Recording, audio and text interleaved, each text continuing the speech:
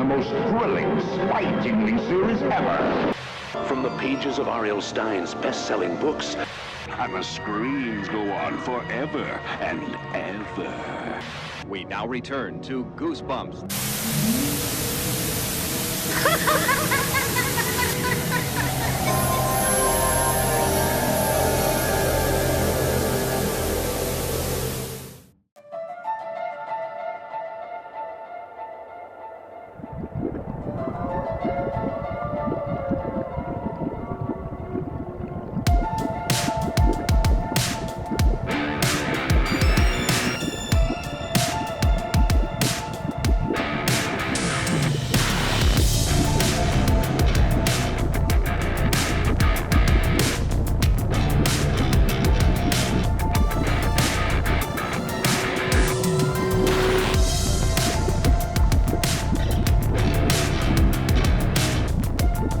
Greetings, Goosebumps fans, young and old, big and small, living, dead and undead. Welcome back to the Goosebumps Crew Podcast. As always, I'm your host, Isaiah Vargas. I'm joined by my good buddy, Bjorn Palanick. We are the Goosebumps Crew, and we're back to, what else? Talk some Goosebumps. If this is your first time joining us here on the Goosebumps Crew, I want to sincerely welcome you all as always. If you are or have ever been a fan of the popular Goosebumps series of books or the monster franchise those books spawned, I have a feeling this podcast is going to be right up your alley, because as I always say, me, Bjorn, and Nick, some of the biggest Goosebumps nerds on the entire planet. We could talk about Goosebumps for hours on end. And that's exactly what we do here on this podcast. Every week we got a brand new episode talking about everything Goosebumps, whether it be the books, TV shows, movies, video games, merchandise, whatever it is. If it has Goosebumps in the name, we're going to talk about it so much that we're going to give you at home Goosebumps.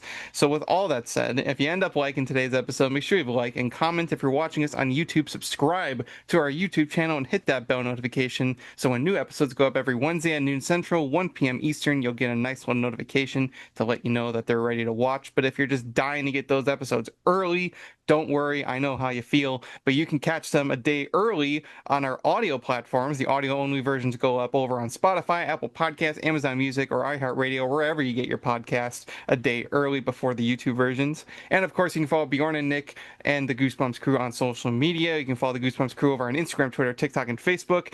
And you can follow Bjorn and Nick at Goosebumps Aussie Fan and Sean, respectively, and their social medias and their YouTubes. All those links are in the description below, so check them out. Join the Goosebumps Crew today. Become a crew member. We thank you in advance for your support. We're also joined today by the wonderful guys who run the Goosejunkies podcast. All three of them, no strangers to the Goosebumps Crew, of course. We have Ultimate Goosebumps man, Micah Lilliquist. We have Horrorlander and Austin, the Goosebumps completionist, all joining us here today. Great to have you guys back on here on the podcast. Thanks for having us. Yeah, it's great to be back. Thank you for inviting us. Absolutely. It's a pleasure.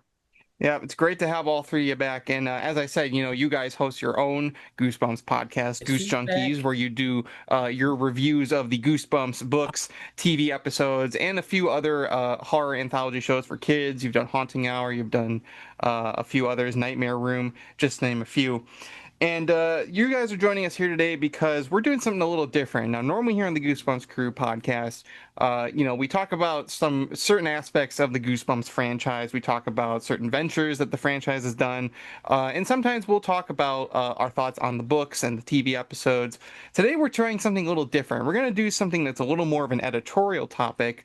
And that basically means that we're talking about an aspect of the Goosebumps franchise that's more about the reception of a certain story, trope, or character.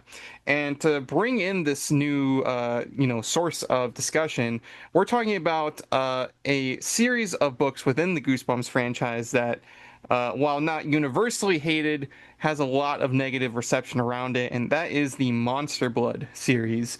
Now, Monster Blood, everybody knows it. It's one of the most iconic Goosebumps stories. It was one of the first Goosebumps stories to come out, book number 3, back in 1992. And since then, it had not the most sequels, but it had the surprising amount of sequels in such a short amount of time for total Monster Blood books in the original series alone. That's more than any other, Goosebumps story, even more than Slappy. And then, of course, it's had a few modern Monster Blood books and, of course, a few television adaptations. But for the most part, when you ask around in the Goosebumps community, these books are not well liked. A lot of these books are sometimes chosen to be some of the worst Goosebumps books in history. So there's a reason for a lot of that negative reception, and we're going to talk a little bit about that today. We're going to give our thoughts on why we personally feel these books get the hate that they do. But to start off, of course, we are going to have to give our thoughts on these books and these episodes. So I guess the best place to start off with is where it all began, and that is Monster Blood 1, book number 3 in the original series. Now, for those of you who watched our tier list ranking all 62 original Goosebumps books, we actually placed this one in the middle because, for the most part, while it's not an amazing book, at least in our opinion, mine, Bjorn, and Nick's, it's definitely the best one of the 4 in the original series, in our opinion. But I'm curious of what our guests think. So, what do you guys think of Monster Blood 1? Yes, I can start off with. So, Monster Blood 1, as you said, in my opinion, is the best of the sequels, or I guess the best of the Monster Blood franchise. It's always one that I found to be decent. I actually think the book is pretty good up until the rushed ending. The reasons why I enjoy it more than the other books is because the characters are nowhere near as bad as they get in the sequels. Evan is pretty tolerable throughout most of the book. I actually like Andy. She's pretty witty. She's got some good humor, and she actually helps out Evan throughout the entire story. And in terms of threat level, I always look at how threatening a villain is in the book. Monster Blood in the first book is actually pretty good in terms of a villain. I mean, you got Trigger right away turning big. You got the bathtub full of Monster Blood scene, which is pretty scary. A kid almost drowns in Monster Blood. And then, of course, the Monster Blood starts rampaging around the suburbs. So it's almost like a blob that ate everyone situation, where it starts eating up everybody, even eats up the bullies. So you got that. And overall, I think it's a good slow burn book. I know people have said it's boring, but I think the writing is pretty good. In terms of the pacing, you kind of build yourself into the characters. It's only until the end that shit starts to get absolutely crazy. All right, this just gets rushed. I wish Stein probably would have given it maybe like 8 more pages, and I think it'd be overall a good book. But yeah, I think a lot of people hate on it too much. It's decent. Mm-hmm. Yeah. Yeah. No, I agree. It eats the bullies. That's all that matters, right? Yeah, there we go. Take care of them bullies, Monster Blood. Well, and the thing about Monster Blood 1 is that the first is always going to have an advantage because in the first book it's a new concept. So you have this concept of this toy, this discontinued toy, this Monster Blood, which is basically in the book and the episodes, it's basically kind of like Silly Putty or Gack or something like that, where it's basically like a slime toy. It's multi-purpose, but for the most part, it's just like a goo that you can play with. And in terms of the first book, when it comes to the ending, and I guess we should say spoiler alert for those of you who have not read the first book, basically the whole thing with the Monster Blood is that it's a toy that was cursed by a witch who was pretending to be a cat named Sarah Beth, and basically she cursed the Monster Blood, so she is the reason that it comes alive and it starts having all these these qualities. You eat it, you make it grow big, it becomes alive, it starts devouring people and things. And it's a pretty really over with climax because she just appears and says, yes, I was the one who did it all, and it basically is defeated just as quickly as she's introduced. So, and when it comes to the television episode, which personally I do think is better than the book, I feel like it's a lot more to the point. It cuts a lot of the I guess the fat out of the original book, and even the episode is the same way. It's a pretty one and done climax. It just happens. It goes away just as quickly as it's introduced. Mm-hmm. So it's an interesting concept for a story. And even the Monster Blood itself, like when you hear the name like Monster Blood, like your mind starts to wonder, like, is it like actual like monster blood? Is it completely literal? I remember I heard like somebody was like, oh, what if like the idea of it like actually being a monster's blood and it becomes a monster itself is a pretty interesting idea, but it is from the get-go revealed to just kind of be like a cursed toy. And as we get to the sequels, we'll find that even that was eventually dropped in many ways.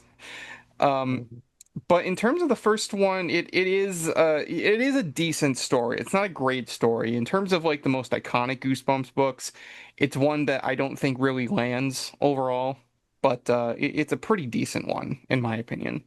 It's Yeah, mid I think bumps. the biggest As I weakness. said, it's a mid bumps Goosebumps story.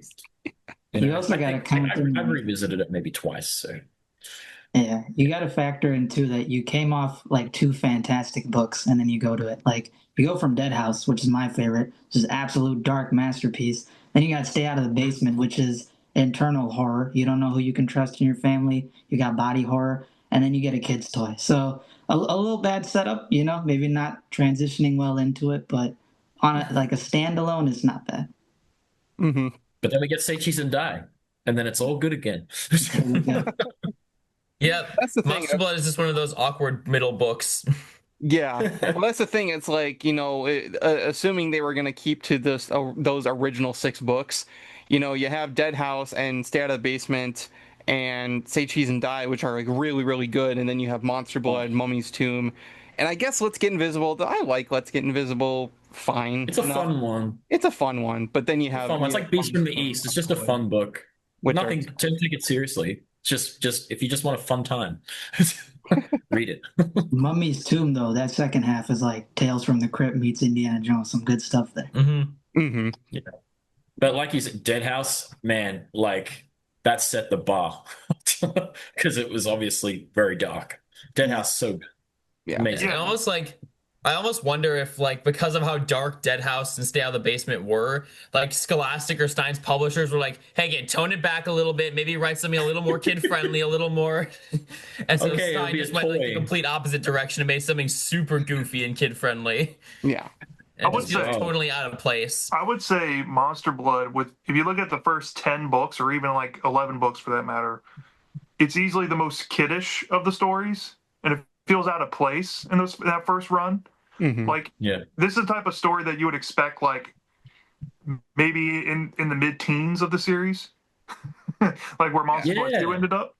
But I've always thought that the original Monster Blood was like, I guess Stein was experimenting with his voice a little bit early on in the series. He didn't know if he wanted to keep it super dark or if he wanted to, explore more kid-friendly avenues with the series and maybe go a little more, getting to know the characters. And I've always thought that, I think R.L. Stine does have an affinity with Evan and what's the girl's name? Andy, yeah. I've always felt that he has an affinity for both of them, and that's probably why he made so many sequels. But, given the rest of the franchise, I just think Monster Blood, where it appeared, happened at the right place at the right time. Because if it didn't happen where it did, I don't think we would have gotten all the books we did. I think it would have been, maybe like a crack in the pan if it came out later in the series. But because it came out so early, it was able to stick. Well, that's the thing too, because it came out so it was one of the very first, so it's no surprise that it became so like iconic. If you ask any person on the street, they're probably going to recognize Monster Blood as one of the Goosebumps books that comes to mind alongside like Living Dummy and Say Cheese and Die, maybe Haunted Mask. So it's become one of the, not really mascots, but it's become one of the most iconic stories. It's staple in Goosebumps. It is a staple. It's I mean, even on part of the fact that it's green slime and that's become synonymous with Goosebumps. Well, I was gonna say, look no further than the top of your hat. Slime. Yeah, exactly. Like Monster Blood itself is almost like synonymous with the Goosebumps brand as a whole. The logo is Monster Blood, just the Goosebumps spelled out logo. in Goosebumps. Yeah, I like to think so. The splat is Monster Blood, so it's very iconic. But and even like the photo stands on the new Trick or Treat Studios action figures are Monster Blood. Yeah, you can make the argument. Mm-hmm. I'm looking at them right now off to the side. I think it's just green goop. It just Goosebumps green goop. That's it. Your hat, Isaiah. Well, and the thing with Monster Blood 1 is that again, it's an interesting concept, but I also don't feel like it necessarily sticks out. And like you said, Austin, it's not a particularly scary book. You did have Dead House and you had Stay Out of the Basement, which were like scary for kids, but still scary.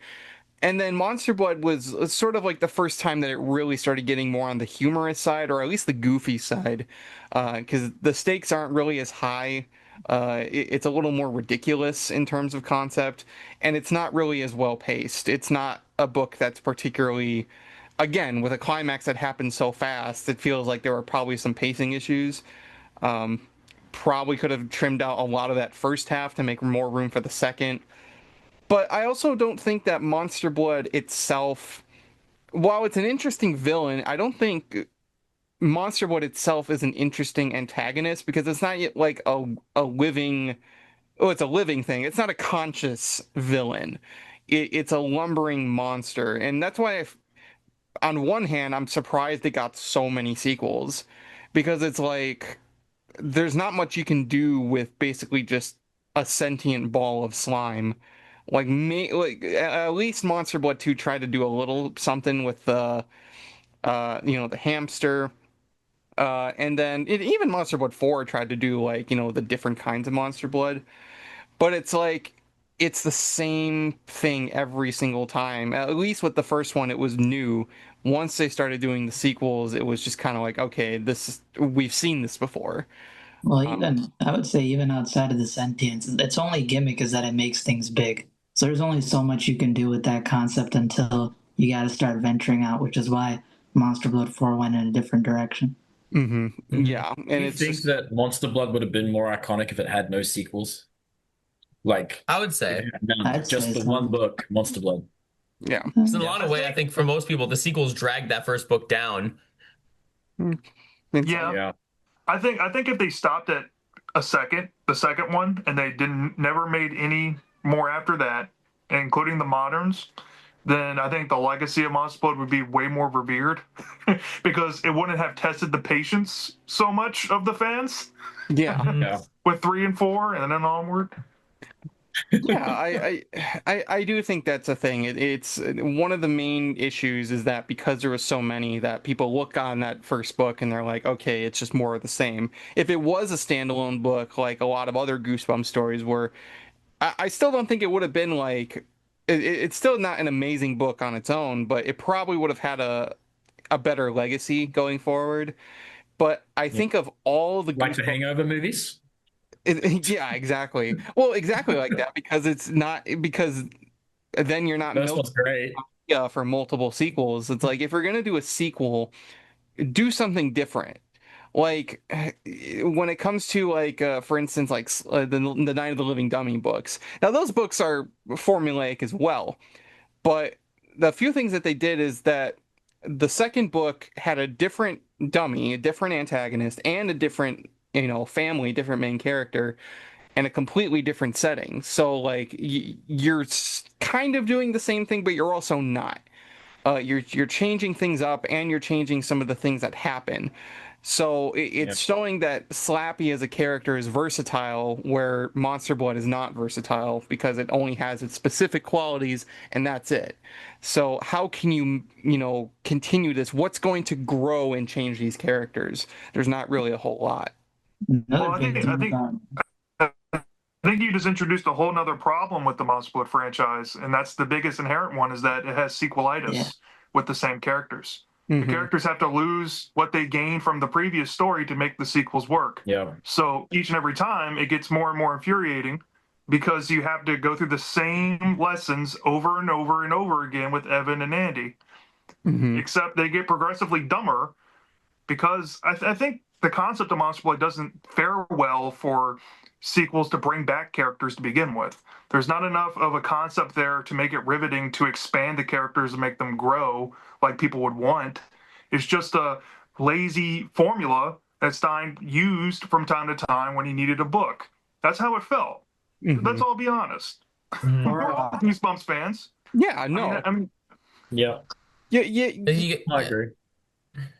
You gotta wonder if like the sequels. Oh, what were you saying, Bjorn? Or no, I was gonna make a quick point. I was gonna say horror authors also understand that the biggest thing about a villain is threat level. That's what everybody gets invested into. So the reason why Slappy always works is because kids are always going to be scared of him. You know, you always think that you're going to be in danger.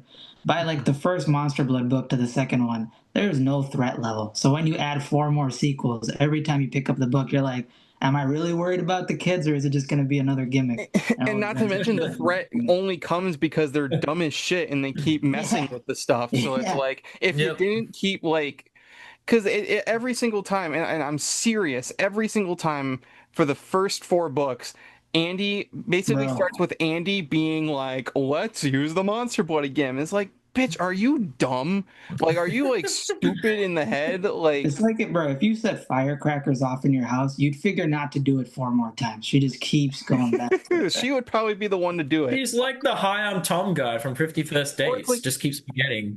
Like, exactly. I don't know. Or it's like when you place your full palm on your stove and you burn yourself and you're like, ow, I'm not gonna do that again, and then you do it right away. Like maybe this time it'll be different. No, you're not gonna be different, and that's the problem. So okay, so you got the first book. All right, the first book's the first book. Then you get to the It's fine. The first one's fine. Like, okay, it's fine. Then you get to the second book, and the whole thing with Monster Blood 2 is that, okay, so you see on the cover, you see the big hamster and you see, you know, the monster blood coming out. Hey, so right away it's kind of showing its card already, is that it's gonna have to do with a big hamster on top of the monster blood, which already you're kind of taking away from whatever threat that the monster blood had, because it's like, oh no, the actual threat is big hamster. It's not the monster blood itself. The monster blood's a plot device, basically. So it's like it can't even decide like if the monster blood itself is a threat or if it's just, like I said, a plot device. So you have a hard time like finding where the stakes are. But on top of this, so in the first book, the whole thing is that Evan visits his Aunt Catherine so that his parents can find a new home in another state because his dad got like transferred to a new job. So, you know, the whole thing is he meets Andy in that neighborhood, but it's a temporary like place that he's staying with his weird aunt. In this book, Evan is in his new hometown, and wouldn't you know it, Andy just happens to be there as well. Like, in the exact same fucking town, in the exact same fucking school. Like, what are the damn chances? She's the villain, then. She's the main villain. It's like, if you really she wants Evan to keep messing with the monster blood. She's the number one instigator, man. Olympic medal for instigator. Yeah. Honestly, I like to headcanon sometimes that Sarah Beth somehow like possessed Andy or something like that to keep the monster blood going. Listen, I said it, man. There's a Monster Blood 1.5 where Andy gets hit by a truck, gets dementia, forgot everything. But it's just, but yeah, I mean, I agree with Isaiah though. That definitely. See, the thing about Monster Blood 2 is like Cuddles is definitely iconic, easily the best thing about that damn book. But it's like, I don't know what. I think Stein must have had some vendetta against Monster Blood because all the characters' stocks just like plummet to the ground, man. Like Evan is such a little shit in that second book where he's sleeping in class. His teacher obviously justified yells at him. And then he bitches at his teacher, says a bunch of mean things, and then when he gets angry, he's like, yeah, I'm gonna chuck Cuddles out the window. Animal abuse off rip. So like, Evan is a psychopath in this book. He literally fantasizes about killing this poor innocent hamster, like for no reason. For no reason. The hamster didn't do anything to him, and he like because he was sleeping. Bro could not get his 8 hours. He was sleeping. He was being a little fucking asshole. Yeah. And it's just like it's hard to root for a character when they're such a huge asshole. That's why Haunted Mask 2 failed. The book, at least. The TV show did it better, but the book of Haunted Mask 2 is way worse than the first one because the main character is a piece of shit, and you don't want to see them like overcome their obstacle because you feel like it's deserved. Like you feel like it's just karma, coming for them, and it's such a like dynamic duo of like dumbassery because you have Evan, not to mention that Evan's trying to do a book report or some kind of report on like my experience with Monster Blood, and it's like, who even as even as a kid, who in your right mind is going to believe that some fucking silly putty tried to kill you over the summer? Like, are you out of your mind? It's the same reason why I hate Say Cheese and Die Again, because I'm like, what makes you think that anyone's going to believe that a fucking camera was predicting the future? Like, even at like 9 or 10 years old, you got to be like, yeah, nobody's going to believe this. Plus, What do with you the hate more, though? Do you hate Monster Blood 2 or Say Cheese and Die Say Again? Cheese and Die Again. That is, There's no competition. I would literally gather every single copy of that book and do a Bolivian rain dance around it while it burned. Just a mass burning of that. Except How the much I one fucking- copy you need on your shelf to have the, because you gotta have all the numbers there. You know what? Over there. I was gonna say I think I'll pick Monster Blood 2. Reason being because Monster Blood 2 is the reason why we got all those shite ass sequels. At least we got Say Cheese and Die Screaming after Die Again. So That is true. Yeah, that is true. But hey, Cuddles became one of the gang members back in the 90s. That's what I call it. Anyway, the Goosebumps. Although I will say Cuddles is extremely iconic. He's not used enough in the book. Funny enough, there's like a lot of weird jumping around in the book. Like they break into Conan's house, which is like so random to get back the Monster Blood. And the thing about Cuddles, he's really good. And I think that Jacobus cover almost does too much justice because throughout the book, it's not like Cuddles is a killer hamster. He's more so just like a big ass hamster. He's just like minding his business and like he wants people to get out of his face. You know, he's just a typical big hamster. But if you read like, I don't know if you guys ever read the book from Horrorland, Little Shop of Hamsters, that's a book about killer hamsters. Like they flat out want to kill and eat you and it gets crazy. But in this one, I don't know. He's just kind of minding his business. Yeah. Like for me, I don't know. For me, I think Monster Blood 2 is actually a guilty pleasure book for me. It's not good, but let's just establish that right off the bat. I still give it a 3 out of 10. It's still not a good book by any means. 3 out of 10. But like, I still have some kind of guilty pleasure fun with it, just because I think it plays more into the silliness of the concept and at least like embraces it a bit more to me than the first book does. Because like the first book feels so out of place in those original 3 that I actually like 2 better because at least it kind of embraces that side of it more and is willing to have at least a little more fun with it, like with Evan eating the monster blood and having to like fight Cuddles and try and turn him back to normal, and like there are some other things in there that it does have a better. I wonder how that would have looked as a TV episode. That would have been fun. That would have been funny. I do think it's a better. That could have been a situation where the episode was better. It is a. It is how ridiculous. It is a better climax. I feel like it's a lot more fun. And because Cuddles is set up a lot through the book, it doesn't come out as out of the blue as Sarabeth does. Mm-hmm. But I just, again, when your characters... Oh, and by the way, Conan, what a fucking miserable ass character. Look, there's ways to do bullies even in Goosebumps books, like do likable bullies. I even think that the TV show version of Conan is like actually a pretty funny character. Mm-hmm.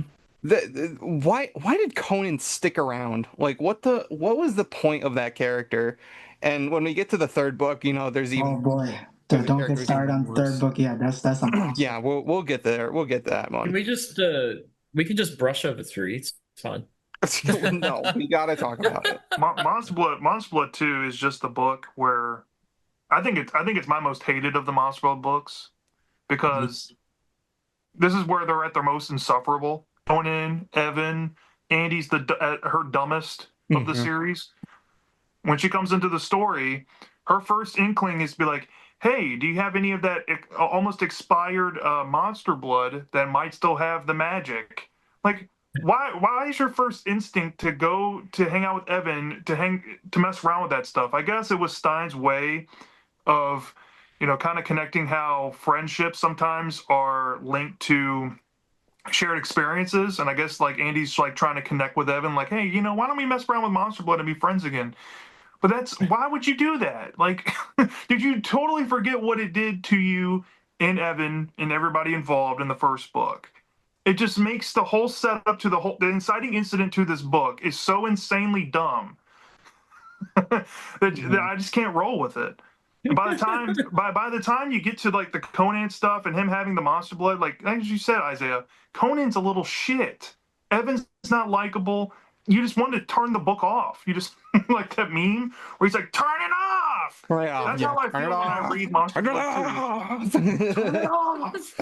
It's so bad. It's unbelievably bad. The climax is probably the best part, but even then, if you've ever seen Honey, I Blew Up the Kid, it has a similar message with Evan when little Adam's mom in that movie, she becomes big to save Adam.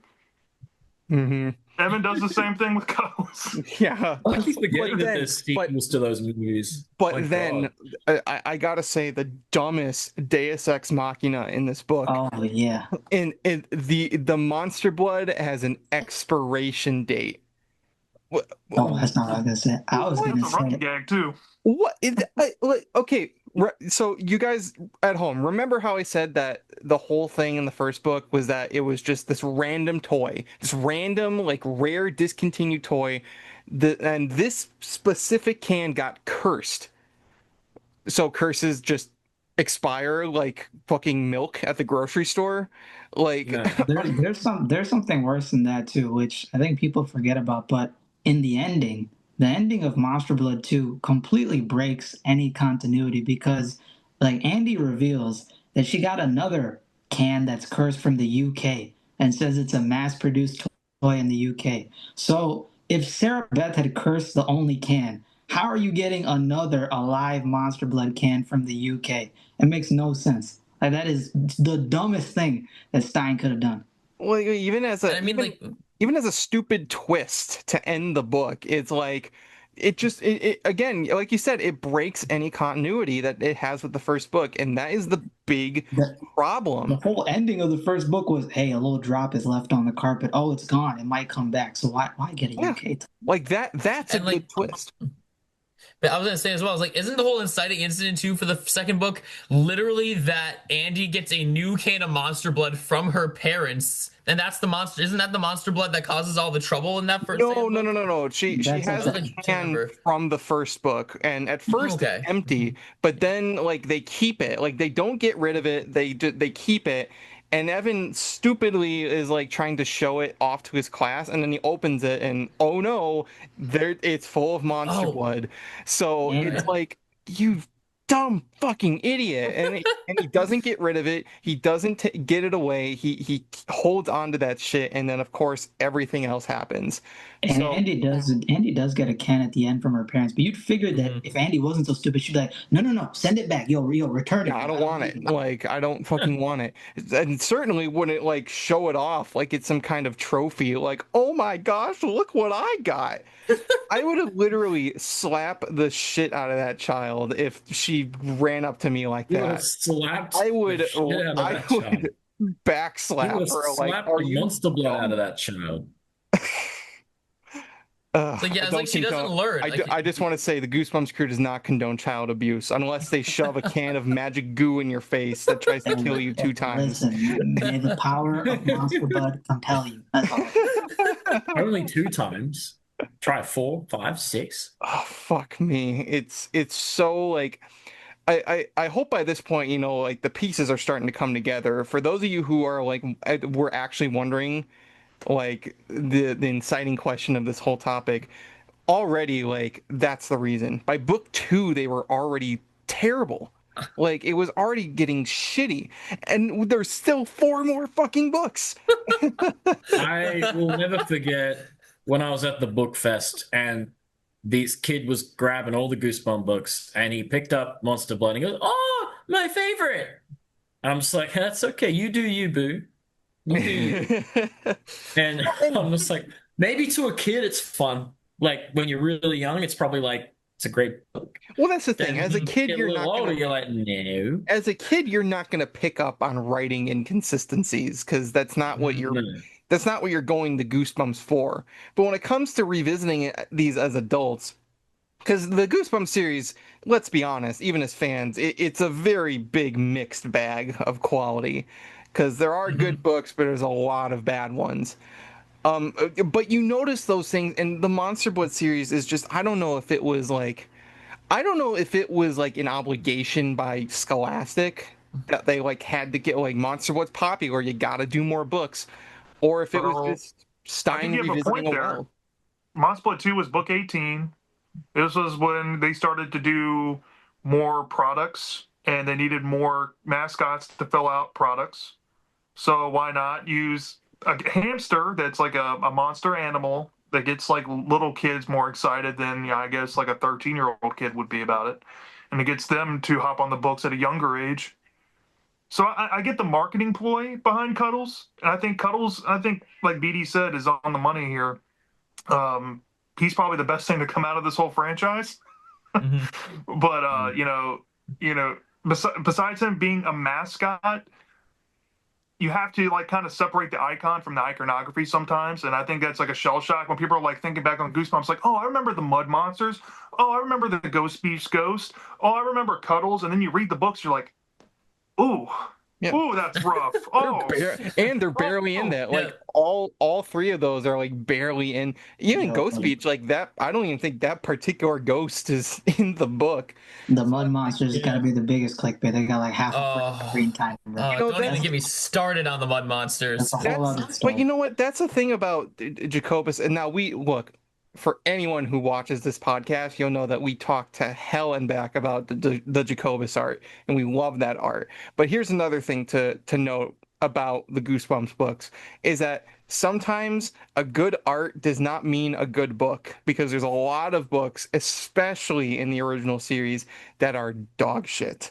And I'm going to be honest, like, we love R.L. Stine, but he is nowhere near a perfect author. He has written some very, very terrible stories. You don't say. I know. Yeah, surprisingly. And look, we got Cuddles out of Monster Blood, like you said. That's it. But even then, like, Cuddles is only in that book. So even if they were trying to like create a new mascot, like if you're not doing the Monster Blood, okay, you do this hamster, but he doesn't come back. So like, what? I love the design of Cuddles. I think he's a great design. The third book, and I can see why they used it so much on everything. Yeah, it's an identifiable story. It's an identifiable monster that you can be like, I recognize that from that book. When people think of Goosebumps, they think of like those characters, you know, like they remembered from the 90s. Or I'll meet like someone that doesn't know Goosebumps at all. That's like, oh, Goosebumps. Wait, Goosebumps. Oh, the ventriloquist dummy. And that's just all they know. Ooh. It's like when people go, Pokemon. Oh, the yellow Pikachu, right? They don't know Pokemon, but they know Pikachu. Pikachu. It's like, you know, so, but then there's some that are just like, oh, yeah, I remember that hamster. I remember that dummy. I remember that skeleton, you know, that they don't really remember too much other than that. But like, unfortunately, we got a lot more sequels too, so we got to get to those. Yeah, but my point is that Monster Blood 2, I don't think it's the worst in our ranking. I put it like, you know, we put it below the original, but we put it above the next two. But you put it as second? This book is definitely, well, honestly, yeah, I would say the first two are pretty, you know, they are 1 and 2. But this book was definitely warning signs, like big red flags. And yeah, that ain't no Child's Play 2. I will say, I personally put it above first, 3. But so Child's Play 2 or Terminator 2. Monster Blood 3. This book can go to hell. Why are we talking about it? Just say it's book shit and move on. Well, you know, we gotta. The audience expects a certain amount of rambling from us, so we have to go. Okay. Put a timer in the corner. We'll get 2 minutes. Okay, well, here's my 2-minute thing. The climax is the best part of it. I do like Giant Evan. That is fun. You know, I almost wish that they would have adapted an episode, because they could have done what they used to do with Power Rangers, where they build like those 2-foot tall, you know, skyscraper sets, and then you got that dude just walking on set. But, you know, Big Evan, he's fun, but yo, Kermit, man, the worst character in all of Goosebumps outside of Micah. Not you, Micah, the Micah from Revenge of Us, but Kermit is the worst little piece of shit. Yo, I can't condone child violence, but fuck that, I'm condoning child violence. I would hit this man with a truck, bro. I hate Kermit, bro. He sucks. Bro can just go in a creek and never come out. Screw Kermit. Screw his mom, too. She's real biased. She believes everything that little dude says. And, I don't know. He like experiments with Monster Blood. He like experiments on his dog, man. It's a trash book. Let's be honest. These Monster Blood books are like tasting baby food. It's like some baby food is worse than the other, but it's still baby food. I don't want to eat it. You know, Yeah. the biggest problem is that it doesn't improve on anything. You would think that if you have a bad book, you would take what is not good and you would improve it. This book takes everything that was wrong with 2 and not only adds more shit to it, but amplifies it. It's more of the same shit. And this time, again, there's very little like focus on the monster blood itself. It's a plot device to get to the real focus of the story, which is Evan growing larger, and that's not interesting. I'm sorry, but that's not like an interesting setup for a story. At least Really, where you're in for a scare, right? Like, but it wasn't always in a good way. And I don't think this book is scary. I don't think it's scary at all. I think it's very boring. It's in a bad way. It's scary how bad it is. Yeah, exactly. I mean, like, really, where you're in for a scare. But that's the thing. It's like, I don't know if this is like a compliment to Stein's writing, but like when there is a little kid character, they're like the spawn of Satan. Like I think of like Tara from Cuckoo Clock of Doom. I even think like Zane from the book version of Living Dummy 3. Like just the most annoying little weaselly little pieces of shit who never get in trouble. Like never. There's Noah from the Haunted Mask. Well, the difference though is like Noah, you know, at least in the episode, he puts on the Haunted Mask. You got Zane taking Slappy home with them. You got Tara getting quantum abortioned. Kermit just keeps coming back like a roach, man. He just won't go away. Keeps coming back every time. Kermit gets no comeuppance. There is no consequences for that kid. He is an evil little shit of a child, and I can't believe how like actually heated I'm getting right now. But like, no, this kid like does the most horrible things and gets no punishment for it, and that's not like.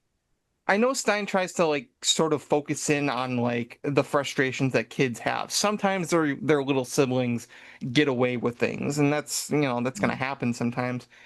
But like it just goes to unrealistic expectations. And yeah, like you said, like he's experimenting on his dog. This poor dog is getting like freaking experimented on by this amateur little like child. By the way, the dog's name is Dogface. That is all you need to say about that story. Oh, like, that kid is going to grow up to be some kind of serial killer. I just know it. But yeah, on top of that, it there's not even like anything memorable about it. At least with Monster Blood 2, you have Cuddles. He's memorable. You know, you come out of that book remembering him. I don't remember a thing about this book. Like, there's nothing memorable about it. It's the most like hang on, the cover art book. Even the cover art, I would say, is not one of my personal favorites. Like, but it's still memorable, as they all are. I actually remember the cover art for being the cover art of Trilogy's DVD cover more than I do for it being Monster Blood 3's cover. Yo, Trilogy specifically the Era DVD. Well, I made a point that there's like no Monster Blood on the cover. There's like a tiny little knocked over bucket. Bro, like the back there's like but isn't that just the perfect representation that Monster Blood 3 and the Monster Blood is just there? It's barely noticeable. It's just there, you know. That's this book. The disrespect that Carl Neff got with that Monster Blood thing, man. I hope he came out of that episode and haunted everybody. I think we said it when we did our sketch, like when we were reviewing the sketches, that they should have put like Monster Blood like on the bottom of his shoe or something. Like a big blob on the bottom of his shoe, like with the G-splat or something. That would have been more fun. Mm-hmm. But it would have been. Yeah, because it's like, I just don't understand what the process design, like coming out the plot with this book was. It's like, hey, remember that climax where the second book where Evan turns big? We'll just make that the whole book. Yeah, it's like they That'll be interesting, right? I think Monster Blood 3 is more so a character exercise than the other books because it's the book that makes you think. Like, I think Stein just likes to write completely horrible characters to try to make Evan and Andy look good. I mean, it's a running gag starting with Monster Blood 2 with Conan, but then like he overdoes himself here with Kermit, and like how can we make Evan likable again? Scholastic's like, make an annoying little shit. No, that's the thing. Make him Junior Healy from Problem Child, except he's the reanimator. It's like Trevor from GTA. You know, 5 we have a who dumped character him. that people don't like. What are we gonna do to make it better? Could we actually like write him to be a better character, maybe a more likable person? Or should we just make a character who's even worse and less likable, and then that way you prefer them by proxy?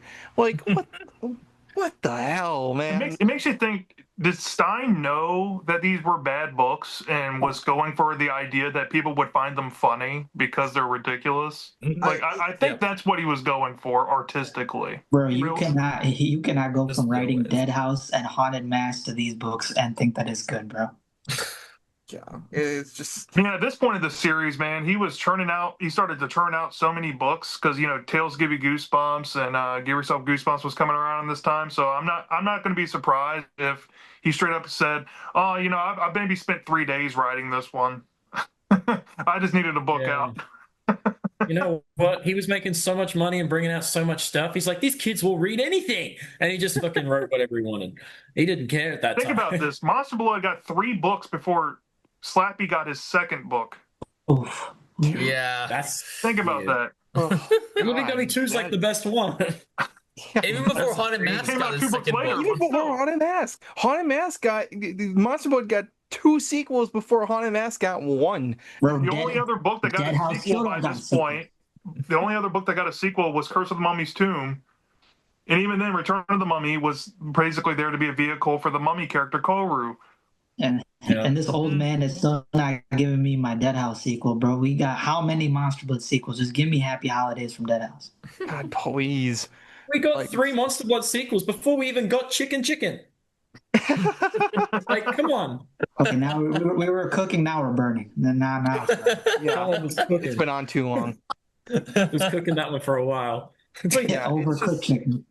but even the repetition is just like Evan was already like a giant in the first, or not in the first, in the second book. Like he already was a giant. Also, it was like an instantaneous change. Like he just became this giant immediately.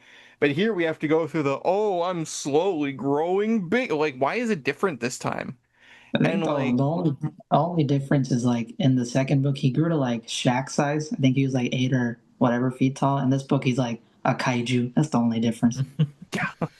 I feel like Stein did like change the mechanics, make him slowly grow because he like, I need to add some stakes to this story, so we're just gonna. No, he needs to drag that page count is what he needs to do. That's why he's growing up. Yeah. Isn't this like one of the shortest Goosebumps books, like in terms of page count? Is it? I didn't know. I think Attack of the Jack-o'-lanterns or maybe the Horrors of the Black Ring are the shortest books from memory. But then I know Monster Blood 3, I think it's the shortest Monster Blood book next to, I think, the Horrorland one. Gee, I wonder why. There was so much story to tell. You know what? There's someone out there, and that's their favorite Goosebump book, Monster Blood 3. I'm telling you. I honestly have met people who say that. There's And I'm quite a few people that say that Monster Blood 3 is their favorite of the Monster Blood sequels. And I've seen many people say that, and I'm like, okay, well, why? And they're like, well, it's because it feels like a friend hangout book more than the others. And I'm like,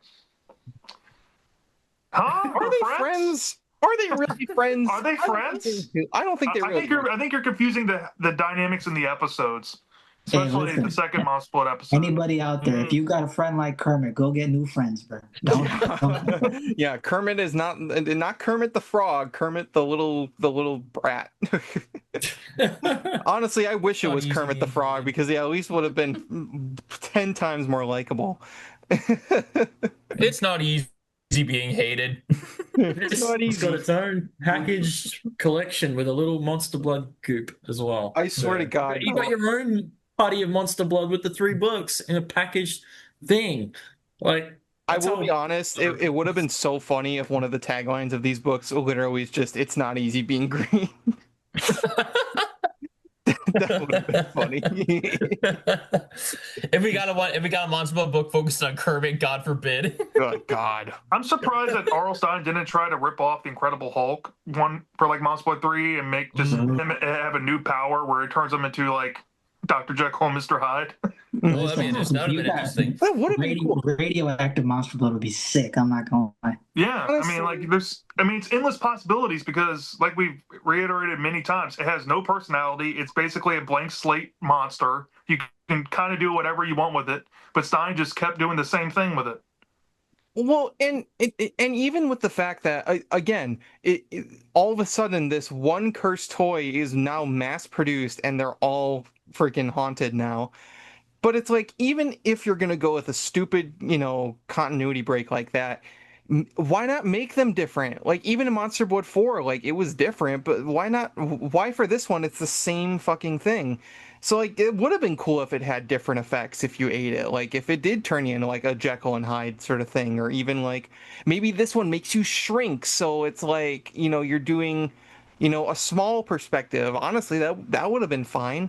Like, there's a million other things they could have done, but he just went back to the same bullshit. I think what would have helped, in hindsight, would have been like to have had Sarah Beth come back in the third book, or maybe even the second book, and made her like a reoccurring problem to make the books make more sense. Like, you have this little speck of monster blood in this empty can.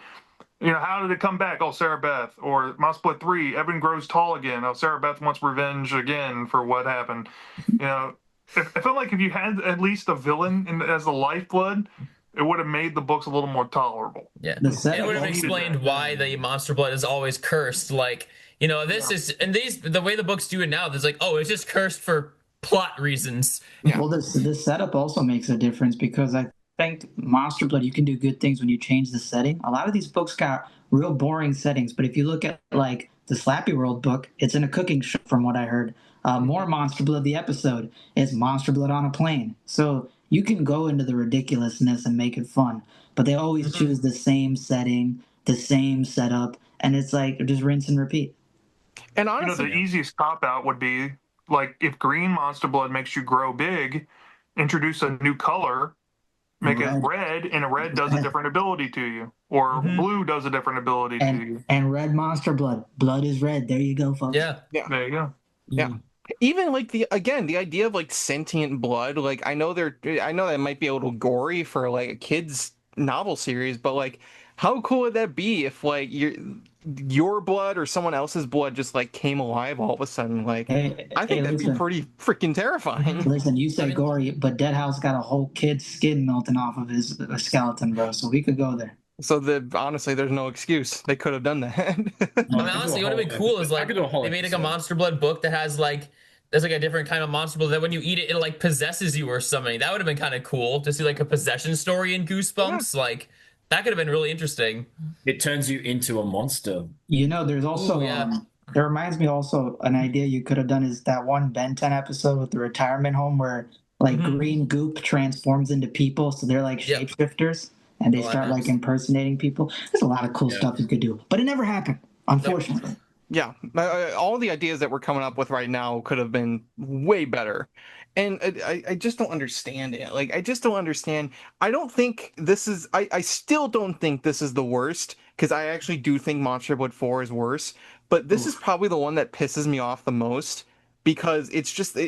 I'd rather have something different and fail than just the same fucking thing again. Like, just, I'm not stupid. Even as a kid, I'm just like, I'm not stupid. Like, this is just... We've already done this before.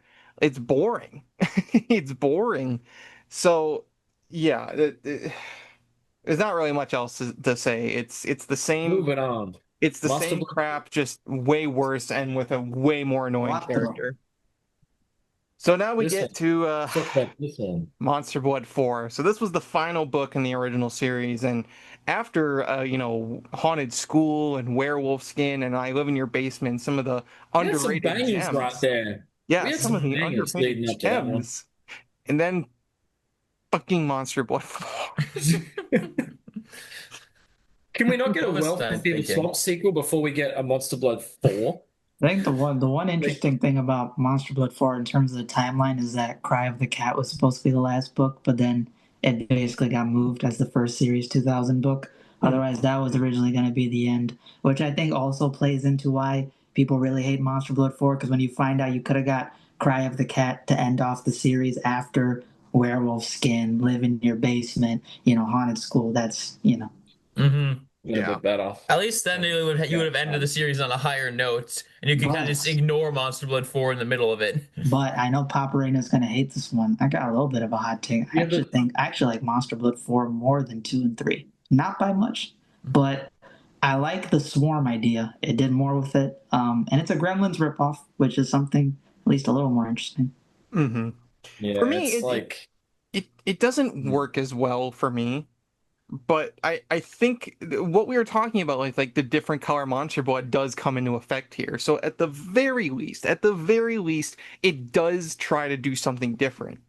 Unfortunately, you still have the same shitty fucking characters in it, so it brings it down. You still have Evan and Andy being stupid as hell. You still have Kermit being a little shit. You still have Conan being fucking unbearable, and why is he even there? And it's just like... that's the main problem, is like, even if they try to change the formula, you still have those terrible characters dragging the story down. I don't care about Evan and Andy anymore. We're 4 books in. These characters haven't changed one iota. Get rid of them. We don't need them anymore. Get some new kids. It's funny, actually popped in my head. I never thought about it this way. They obviously did not do it, but just going off like the better ideas, the cover's got slugs on it. You could have also just made, like, instead of doing that whole government experiment thing, which is so mind-numbingly stupid, I will admit, that government reveal that it's a secret weapon is one of the dumbest things ever. You could have done like a alien thing, kind of what they did with the Vanishing, where it's slugs, right? So maybe the slime they secrete is monster blood. Maybe that got on Earth somehow, and these are the original aliens coming back, or whatever. Mm-hmm. But, it goes down the government route, which is, first of all, they said that they use these things to fight under the water. What type of idiot would have these water-sucking leeches underneath the ocean? These things are useless down there, bro. That is the dumbest thing I ever heard in my life. It's so see, that's the reason why it doesn't work for me. I have met people who do like this book. I've even seen people who say it's one of their absolute favorites. And look, totally fine. If you guys like these books at home, that's totally fine. That's your opinion. We're not going to step on it. You do. However, you. Exactly. Fan, you do you. We're not going to throw salt on the slug, Exactly. However, when you do something as stupid as, oh, it's a government experiment, oh, that's where it comes from, it's freaking Area 51, that's dumb as hell. Honestly, what you said about it being like the source of the monster blood coming down, like maybe there was like some sort of secret reason for why it really was like, alive and those mass produced, like maybe it wasn't an isolated incident, like you could have at least had some sort of development in the story.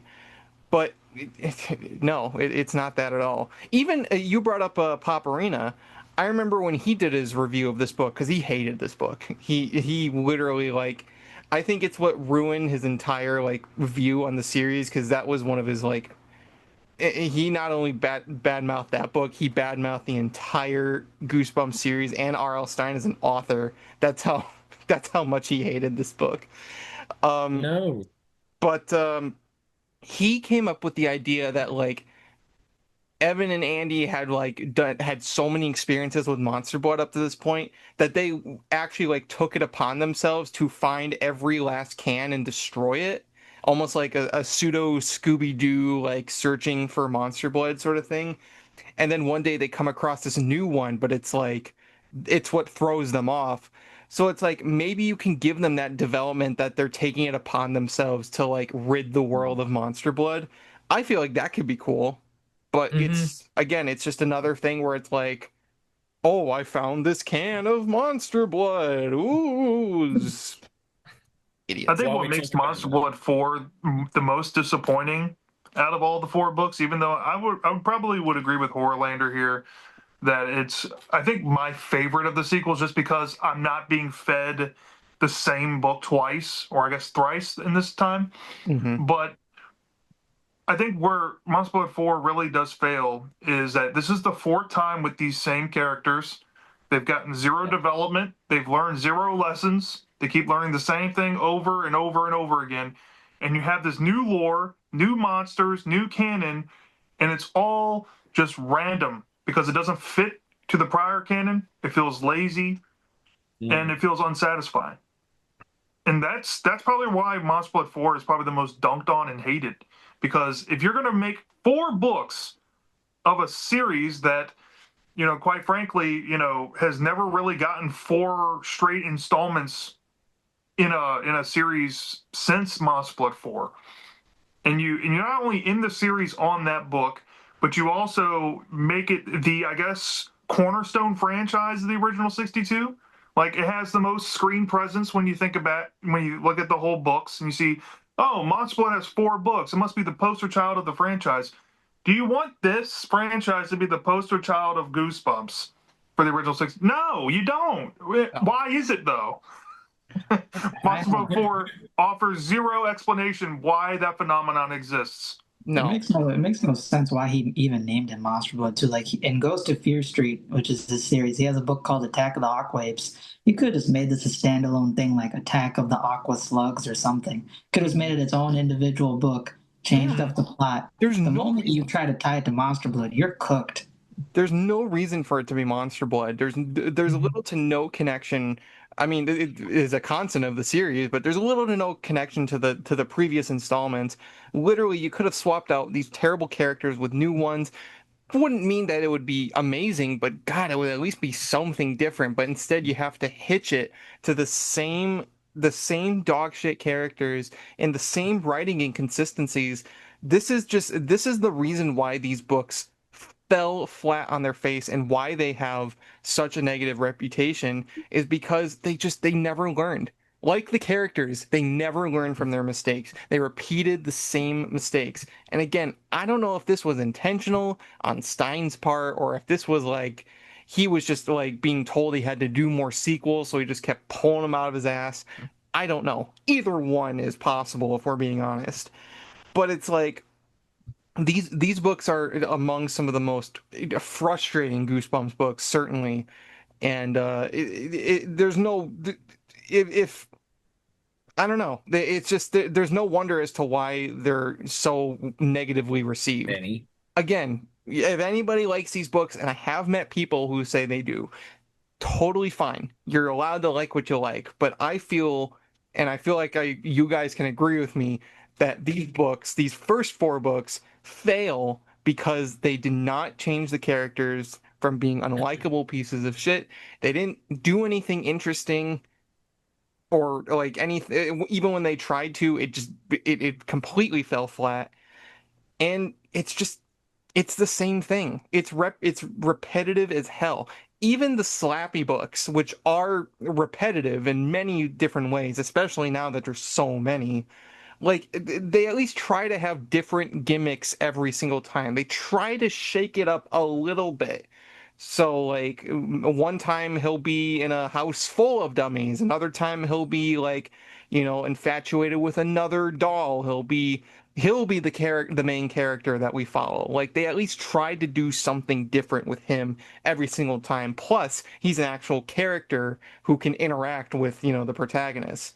Here, there's no main threat, there's no stakes, there's no learning, there's no nothing. So, yeah. That begs the question, what do you think was the marketing idea behind having so many sequels? Did they really think that kids were so attached to Evan and co that they would be alone enough to sell the books? Yeah. I wish I knew. I feel like if we had a time machine, we could go back in time and poll kids about their thoughts on Evan Ross. See if there was actual validity to this. But that's the only thing I can think of, is that maybe Stein just either really liked writing Evan Ross and all those characters and thought it was funny, or I guess Scholastic was looking at numbers of the sales and were misguided. Mm-hmm. Honestly, I honestly think that's the last one. That it was just like somehow these books were like they were like good in sales, so they're like, make more of those. Because I think, no, we need to ask. The best thing to do is ask Goosebump fans. Well, we know Nick doesn't like him, who's not here, but we know he didn't like him, and he was actually like 10 when these books took off. So we need to ask more Goosebump fans that were actually kids in the 90s, like that, 8, 9, 10, 11 age, and be like, yo, did you like Monster Blood? What did you think of the Monster Blood books?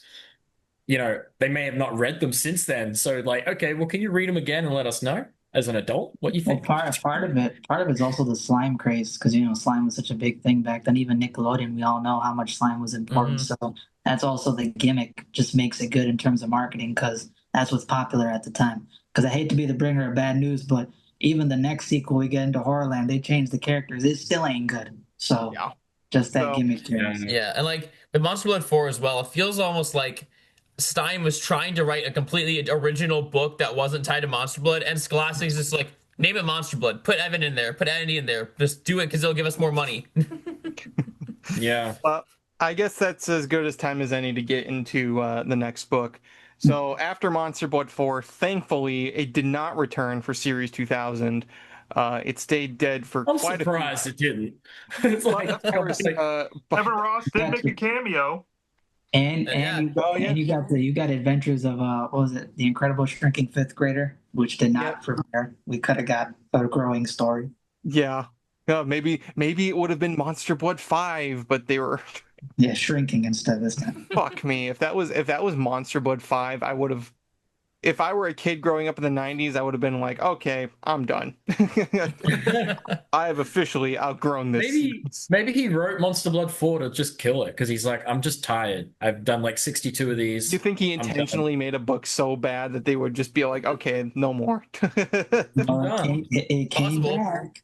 Yeah. Came back from the books. Yeah, no, it came back for Goosebumps Horrorland. Now, Goosebumps Horrorland was basically the gimmick at first was that it was going to bring back a lot of Goosebumps protagonists and villains from the past and bring them into this big continuing story. And of course, Monster Blood was among that list. So for book number 3, funny enough, third book. Book 3, yeah, that's funny. Monster Blood for Breakfast, which this time, thankfully, ditches Evan and his wonderful gang of misfit toys. And that's funny. Yeah, it's funny that he doesn't come back, because Carly Beth comes back, Billy Deep comes back, but Stein's like, I'm good on Evan. Yeah, he's not coming back. Yeah, we can just assume that he died or something. He decided to screw with the Monster Blood and it ate him forever. He contracted like malaria or something like that, and he passed away in his sleep. He and Andy got married. They had 2 beautiful children. They moved to Florida. We are not nice to these children. I'm sorry. They're fictional. It's fine. So we got Monster Blood for Breakfast. So we got a brand new character. His name's Matt, and he's going up against the Monster Blood this time. BD, I'm going to let you start this one off because this book is fresh in your mind. Yeah, I think I might be the only person who read this, but Bjorn, have you read this before? Have I read it? I read it back when it came out, because that's kind of how the Horrorland books went for me. I read them as they were coming out because I was so excited to read them. No. But I couldn't tell you much from what I remember. Okay, then I guess I'm the only one who can speak on this one. I read it yesterday for the first time. So yeah, the characters do switch. I will say the main character is actually very good. He's actually a Giga Chad. He's good at sports. He's intelligent. He's part of the science fair. But the problem that lies with this book is the fact, well, there's a lot of problems, but so basically the story, just to give a quick synopsis, is you got this kid who's preparing for the science fair. He's also competitive on a swim team, and he's got this basically neighbor that's been friends with them his whole life. Friends, I say. His name is something like Wormster. They call him Worm, and he's basically like a bootleg McLovin, but he's not like McLovin. He's not charming. He's just absolutely terrible. He basically is envious of the main character, but he's always getting him into trouble. There's scenes in the book where like he opens up like a fart can or something in front of like him and his sister, and they start vomiting. He gets mad at one point and chucks like a rock at a stop sign, and the rock ricochets into one of their teacher's windshield who's driving by, and then he immediately goes, "Oh, the main character did it, he did it," and then he runs away, and that kid almost gets suspended. Then he steals the main character's science project and claims it as his own. So that almost causes him to lose glory. So the whole book is just this kid getting the main character in trouble. And it's kind of a revenge or us type of thing. Not as bad, not as egregious, but it's where the main character is constantly getting dunked on the entire book and the comeuppance, which I was a little disappointed because people are like, hey man, Monster Blood for breakfast, man. These sequels get good, man. We're back. And I read it and I was like, no, because the comeuppance is the last couple sentences of the book. You got to read 105 pages of this kid getting dunked on, and comeuppance comes at the very end. So, yeah, Worm sucks. The main character is good, but he gets dunked on. And Monster Blood. This is how Monster Blood comes into the story. So the Worm kid orders Monster Blood off the dark web. Not making that up. He orders it off the dark web. He goes on some shady website, which for some reason causes a virus on the main character's laptop where he literally turns off the computer and the screen's going, Monster Blood is back. Monster Blood is coming. And then he takes the battery out and it's still going. Then two shady guys, that's all I can say, two shady guys in hoodies come up to find the kid. And they're like, yeah, that thing you ordered, you have to give it back, man. It's defective. You got to give it back to us. But the thing is, the main character didn't order it. Worm ordered it on his computer. So they think that the main character is the one responsible. And, Monster Blood gets released. It starts growing. It gets into some ivy plants, but nothing really much happens with that. And there is actually one good scene where Monster Blood actually attacks the kid. It like clings onto his chest and starts strangling him. So he's trying to pull it off. And it's like, it's almost like the Haunted Mask Lives, that cover by Jacobus from Goosebumps School where he's like ripping, the mask. She's ripping the mask off. Here it's ripping the Monster Blood off. Mm-hmm. But that scene only lasts for like a little bit. And then Monster Blood's used as a gimmick. So the kid ends up accidentally ingesting some of it. And he goes to his swim meet where as soon as he touches water, Monster Blood starts activating because it's powered by water. So he starts growing 8 feet tall in the pool. And he's underwater. So it's like kids don't know that he's growing big. But the problem is that his fellow teammates are like high-fiving him and hugging him. If my friend randomly doubled in height, doubled in size, doubled in width, I think I would know that his hands are slightly bigger. His body's slightly bigger when I'm dapping him. When you hit one of these, you dap him up. You're gonna figure something's off. Probably gonna crush your freaking arm. Yeah. Then he gets stuck in the girls' locker room and tries using the girls' hair dryers to blow him off. A lot of random bullshit. Classy. Nothing really much happens in the book. And by the end, you get like slight comeuppance, but that's about it. So I give it a 4 out of 10, flat dad. I like it more than a couple of the sequels, but it is by no means a good book in my opinion. I like how just hearing all that, you got the asshole characters who you don't like and you just want to get comeuppance. So we got that coming back. We got the fact that Monster Blood is not a threat as much as it is a gimmick or a plot device. Got that coming back. And just the fact that it makes no damn sense. There's no consistency. More inexplicable rules that it's powered by water. I guess I've heard about that before, but I guess it's powered by water. And by the way, those shady guys that came after him, by the way, they were not after the Monster Blood. They were after the fart can. They had nothing to do with Monster Blood. That whole side plot literally goes nowhere. They were just, they I guess we're saying that the fart gas was too powerful. I don't know. The book is cooked. It's making people vomit. It must have been like some real toxic something. I don't know. It's like I read the Horrorland books as they were coming out. I would have been 13, 14, 15. I'm 30 this year. I don't remember much. Yeah. Well, the thing about it too is like just as I'm describing it, I'm all over the place because the book is all over the place. Like there's no real plot. And I think what's sad about it is Horrorland actually, in my opinion, I can't speak for everybody, but I think it has a good track record with sequels. Like Screams of the Haunted Mask is a great book. I actually like that book more than Haunted Mask 2, the book. Creep from the Deep. People say, I haven't read it. People say it's the best Deep Trouble book. I know Comp's read it, so he can speak on that. Incredible. Yeah, there you go. And then Say Cheese and Die Screaming. I love it more than some other people, but it's way leagues better than Die Again. And, Little Shop of Hamsters, that's like a better version of Monster Blood 2. There's like a a book about like a ghost dog, which I heard is like better version of Barking Ghost. So Horrorland has better sequels in a sense.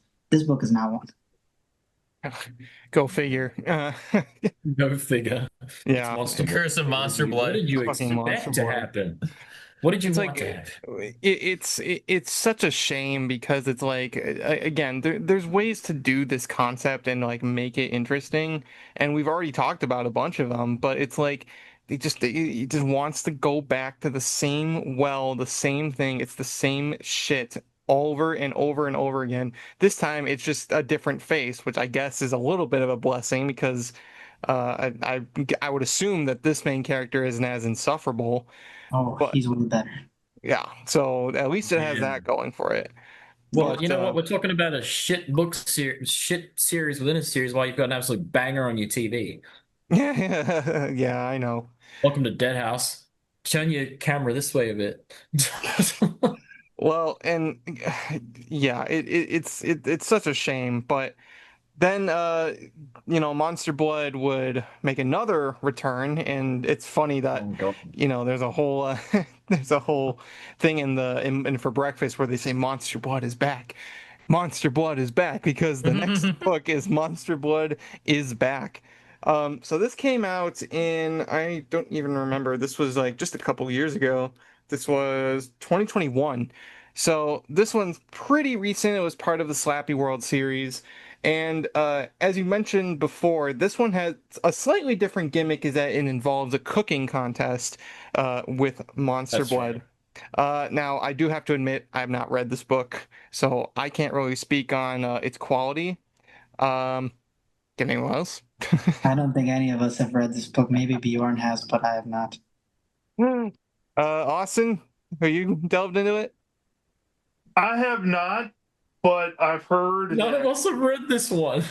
I haven't read this one. I must admit, with the Slappy World books, I read the Slappy books that were Slappy, and oh God, I read book 2. What was book 2 again? The one with Attack the of the pirate? Jack? Yeah. Attack of the Jack. Yeah, I did read Attack of the Jack because I'm pretty sure I did a review on that one because I remember I was excited when that series came out because I was like, oh, cool, Slappy World books. Let's read these. I read a few Slappy World. I read a few Slappy World books, mostly just the Slappy ones. But yeah, I think Comp will talk about it. But like, I've heard at least good things about the concept of this new one, where it involves a cooking show, which to me sounds fun. I can't say I'm excited because it's a Monster Blood book. Of course, I got PTSD, but it's more promising that you're on like Food Network with dealing with Monster Blood. That's fun. I've seen many people say that this is the best one since the original. Mm. And some people even say they like it more than the original. It's probably the best book. But the cooking show element, from what I gather, seems to be like the most refreshing part about it. Which is like, you don't come, normally when you come to Monster Blood books, you're going to expect, these dumbass kids are going to reopen this stupid can and shit's going to fucking make them turn big again. But no, like, this seems like a fresh new idea to take the series. And who would have thought that Stein would have an idea to actually roll with that's not the same thing? Well, I don't know if it's the same thing, kind of, but at least the setup feels different and intriguing enough. Yeah, I'm assuming that they're on a cooking show and the Monster Blood gets into the food. I'm assuming. I think that might be something to do. That basically is what happens. That's basically the general gist of it. And that's different then. It is, and that's why, like, again, I feel bad because I'm not familiar. That's like a Scooby-Doo plot. You'd see that in a Scooby-Doo episode. The one sequel worth waiting for. But at the very least, on the surface, you can see that this one is trying to do something at least a little bit different. And that is just what they needed to do. Like, unfortunately, it took, 5 books over the course of 20 years to get to that moment. But, like, we find... well, I mean, if you count... 5 if you're excluding the first one. If you're excluding the first one, yeah. So it took only 5 books to get to a sequel that actually tries to do something a little different. But... I mean, like I said, I haven't read it, so I can't give my concrete thoughts on it. I'm reading this one tonight. I'm reading this one tonight. Let us know in the comments Just below. because. If what do you guys think of it? Because I have heard good things. I heard some people being like, it is a good book. It is a good Monster Blood book. I've even heard the same thing of people saying that it's better than all of the sequels, and some aspects better than the first one. So that's got to be some book, and I will have to give it a read. That'd be the ultimate Monster Blood book. Now, before we move on to the episode adaptations, Austin, you were showing before that there's actually a secret Monster Blood story. Yes, there is a secret Monster Blood story. So, for those of you that are watching on video, you're welcome. There's this book that came out, I want to say, should say on the ISBN, came back in 2017. So, this predates Monster Blood is Back. And it's a short story that came out in this little mini book called The Time We Ran Away. And inside, there's a 3-page Monster Blood story called Don't Open the Monster Blood. Ooh. And it's like a little 3-page, short and sweet story. It involves a character, I think their names are Maggie and Eddie. They're a pair of siblings who are at their grandfather's, and they find this box of weird assortments outside in the snow. And when they bring it inside, it turns out there's Monster Blood in it. And when they start messing around with the Monster Blood, of course, it's typical Monster Blood, and hijinks ensues with that. And it turns out that the box might need to be sent back to where it came from. Andy. And that's a part of the story where they're trying to figure out where to ship this thing to get rid of it. But that's all you need to know about it. It's a very short and sweet story. You can probably go online and buy the book if you want to read it. It's one of those neat little, hidden pockets of Goosebumps lore out there. But, yeah, I mean, for this story, it's pretty much what I think Monster Blood should have been to begin with as a short story. I mean, you don't have to flesh out a book, especially with that first book being so slow as it is. I mean, all you needed is maybe 10 to 15 pages and a Tales to Give You Goosebumps setup for it. And I think it could have possibly taken off from that. Maybe you could have gotten an episode in the 90s show and been perfectly fine with just being a little short story adaptation. Mm-hmm. But, yeah, this one, I mean, I think it's worth the time if you can find it and track it down. Just reading I'm looking at the ending of it, and it kind of reminds me that there's actually a company introduced, I guess, into lore called the Monster Blood Inc., and there's an actual address where they manufacture this stuff, and it says Hadley, Missouri. Awesome. Missouri's behind all this. So yeah, there's some cool little lore things in here. I don't know if it's really canon, but I guess it fits in with the Slappy World canon because it shows the Slappy's evil twin right here. Evil twin. Mm-hmm. You see it right there? It came out 2017. It was at the start of that series. It's funny. It's funny that you brought up that short story thing, because I remember the short story Suckers kind of felt like Monster Blood, and it's a short story from, I think, Tales Book 2. So it does kind of feel like that. Yeah, now that you bring it up, it's kind of like this story. They find a chest with something inside of it that attaches themselves. Yeah. Who would have thought? I honestly, if Monster Blood was a Tales to Give You Goosebumps story, I feel like it would have been way better, because you would have gotten more to the point about what the Monster Blood is. You would have trimmed out all the unnecessary stuff, and it just feels like that is where it belonged. It didn't have enough, I feel, to justify being a full book. And they could have had its sequels in short story form if they wanted to. Yeah. There's a lot of short stories in Tales to Give You Book 2. Each one had the sequel, so you had to read each Tales to Give You book to get that little bit more. Still would have probably gotten tired of it. Do you reckon? But it wouldn't have been as much. They could have, for the Christmas one, they could have done a Christmas-themed Monster Blood book, which is funny and ironic because Monster Blood 4 came out around Christmas of 1997. So, I mean, who knows? You could have Monster Blood walking around in the Halloween book. Everyone's like, "Wow, it's a great costume." Little do they know.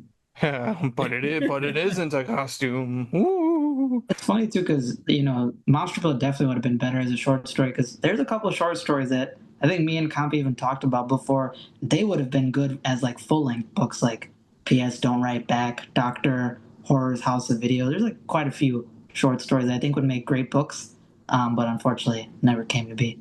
Mm-hmm. What about Click? Do you think the Adam Sandler Click movie took inspiration from that? Because it's the same title too. Right. I know story, Comp's same talked. title. I know Comp's talked about it. I would say yeah, it's way too similar. So Yeah. Mhm. Yeah, it is. I'd say it's plausible, but it's unconfirmed. Yeah. It's been said since like the mid 2000s about it. Mhm.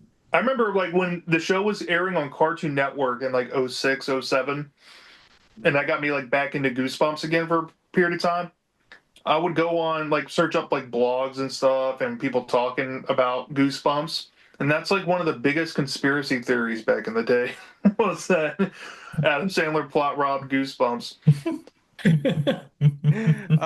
Errol Stein got paid for that, do you think? No. I don't know.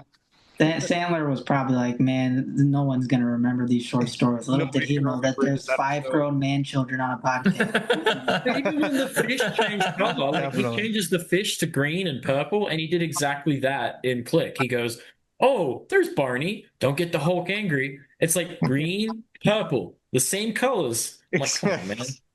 They ripped up this. Well, speaking of TV show, we have to now talk about very quickly the episode adaptations of Monster Blood. We had one in the '90s show, 2 episodes, and we had one in the Vanishing, the 2025 series. So, talking about the TV show, I think it's better than the book because it's adapting the first Monster Blood book, and then there was a second episode, technically a second part, that's actually a completely original story. It doesn't adapt Monster Blood 2 or anything like that. But they brought Conan into it. Well, so starting with the first book, we have basically the same plot as the first, or the first episode, we have the same plot as the first book, where Evan is staying with his Aunt Catherine while his parents go to look for a house. And he meets up with Andy, and they find the monster blood. Only this time, the monster blood is not a toy. It's still like a green slime, but they find it in this room in Aunt Catherine's house with a bunch of like, evil objects, sort of magical objects. And they think it's a toy, but it just starts growing right away. And it's pretty much the same overall. Trigger eats it, grows big. Sarah Beth's revealed at the end to be the one behind it. Again, climax very short, over with very quickly. And everything goes back to normal, but then you get to, well, I guess before we get to the second one, what did you guys think of the episode? Do you feel like it was on par? Do you think the book was better, or do you think the episode was better? Because I think the latter. Yeah, I think the enjoyed the episode's episode a better. lot. Yeah. I think the episode's better because like it streamlines the plot of the book, so there's a lot less padding and a lot less filler. It just kind of gets to the point and goes with it. I think it fixes some of the plot holes and like errors of the book. Like, why would Sarah Beth like just curse a random toy? I think it makes more sense in the episode where it's this like something that Sarah Beth was using as part of her witchcraft, and then she gets trapped in the monster blood after something goes wrong with it. And so when Evan and Andy open up, she is set free in the form of this cat, and then that's kind of how that thing inspires. And I think that kind of, I guess, fits better along the storyline. It makes a little bit more sense within why the monster blood has a reason to be there, and how it connects, because it just kind of is randomly connected to Sarah Beth and Catherine in the book. At least in the episode, there's a reason why it connects, and I think it just overall does it better. Evan and Andy are way more likable in the episode than they are in the book, and I think overall it just works really good. And also, the actress who plays Aunt Catherine is great in the episode. Like, she is having so much fun. And she's hot. Don't forget I thought it that. was You're talking about Sarah Beth. You're talking about Sarah Beth. Talking about Sarah Beth, yeah. Sarah Beth. Yeah, Hey, Sarah I mean, Beth's if you're actress in- is also if you're great, in- though. I mean, if you Don't let think me she's stop. hot, man, like No, I'm talking about Sarah Beth. Sarah Beth that's why the episode's a 10 out of 10. I actually found the episode to be a little like when I was a kid, I was creeped out a little bit by the episode. It's pretty ominous. It was more mysterious, especially in that's the thing. beginning part of it, like eerie. Yeah, like the first 10 minutes maybe was pretty eerie. Because they're messing around with something that's like completely unknown. Like when it's a toy, it's kind of like, oh, it's not that scary at first, but just the fact that they play with this random sludge they found in a creepy room full of witchcraft stuff. That's like similar to How to Kill a Monster too, where like you open up the wrong door in the wrong house, in the wrong house, and some bad stuff comes out. So that's also Exactly. fun. So it's a lot more mysterious. There's a lot more to it. Evan and Andy are significantly more, likable characters because they don't act like little brats.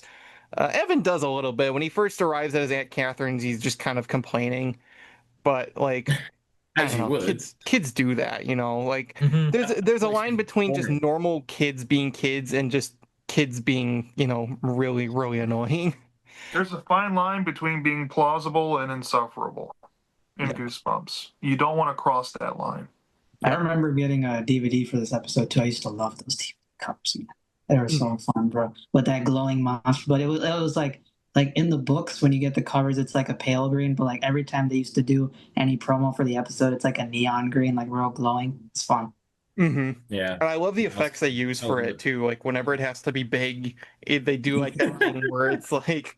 That's the one big thing that stuck out. I was always like, I love when they were like the monster blood was small. When it got big, you know, you got those real outlandish effects of the episodes. So yeah. Yeah, like sometimes it's like really runny and like really like, you know, like really almost like liquidy. Yeah. And Yeah, it turns like to very snot. liquidy. It becomes snot after a while. yeah, And even the color change, it's like a more yellow green in those scenes than it is when it's like the actual practical slime. I love the effect when it's coming out of the door, like when it's like oozing out of from the garage into the kitchen, like just the way they make it so that it's just continuously like oozing into the kitchen is a really cool effect.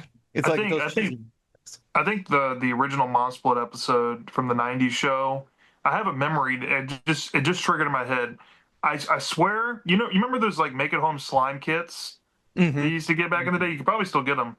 I remember I had like accumulated a bunch of green slime, and after watching that episode, I think it was on Fox Family, actually. I remember because I was in my kitchen and I pulled out my slime after watching the episode, and I literally tried to make my own Monster Blood and recreate a scene. And I remember spilling it all over my parents' clothes they had on the floor beside the kitchen table. And I remember my mom coming in and it's like, "What are you doing?" I was like, Yo, I messed up. that became the monster blood belt lashes. You know what I mean? It'd just be like, "Mom, watch out! The monster blood's gonna get you." but getting ahead of myself, that second episode actually was one of the few that scared me when I was a kid. Such a yeah, good yeah, episode. yeah. Yes. Actually, before we get to that, I wanted to mention because I actually remembered something too from that story. I made my own Monster Blood.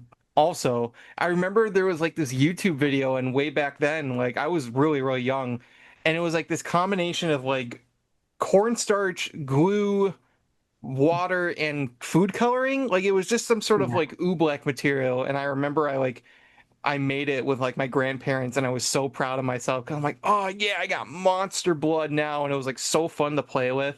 We did that. We did that at school too, where we had like a plastic Tupperware container, and the same thing you said: cornstarch, glue, water, food coloring, and you made green slime. So yeah, I'm highly convinced that you in those old fanzines or whatnot, there's probably instructions on how to make your own Monster Blood at home. If I'm not mistaken. Yeah. So I'm assuming that people out there, if you're around at the time, you probably did make your own Monster Blood as well. Yeah. You know what? It might have been in like the back of a book too, because I remember I had a copy of Shrunken Head where on the like in the back of the book it has like instructions on how to make shrunken heads. You know, it's kind of like a play where like you boil them in water and stuff. So maybe there was a Monster Blood copy out there with how to make Monster Blood. Who knows? Might have been on the website. Yeah. Yeah. We were all Monster Blood fans when we were kids. Well, it's fun to play with it. Like I remember like oobleck. It was like I think it was just as simple as cornstarch and water. So it's like the thing where it feels like solid, but when you pick it up, it becomes like a liquid. You know what I'm talking about? So like that was always fun for me. But same. now we are moving on to the second episode of the '90s show, which is more Monster Blood, and I think that episode is great. I think that episode is the best Monster Blood thing to ever exist. I agree. Without a doubt. Without a doubt, it's the best Monster Blood story, and I think it's the most underrated episode from the '90s show. It is the Definitely. only instance of Monster Blood actually being a threat level horror, where it's like eating people, taking you out one by one like a slasher. It is an entire plane of people in the air. Like that's terrifying. This was pre 9/11. This is when like this was some of the scariest things that could happen on an airplane. Well, and plus plane horror back then, like Stephen King. I think Stephen King at the time was making a short story called like the rats are loose on flight something, and then snakes on a plane. Became his big thing. Or even like Twilight Zone with Nightmare at 20,000 feet. Yeah, I was gonna say that too. That's also another airplane. Oh my god! You remember that movie Red Eye? Yeah, I remember that one. Oh yeah.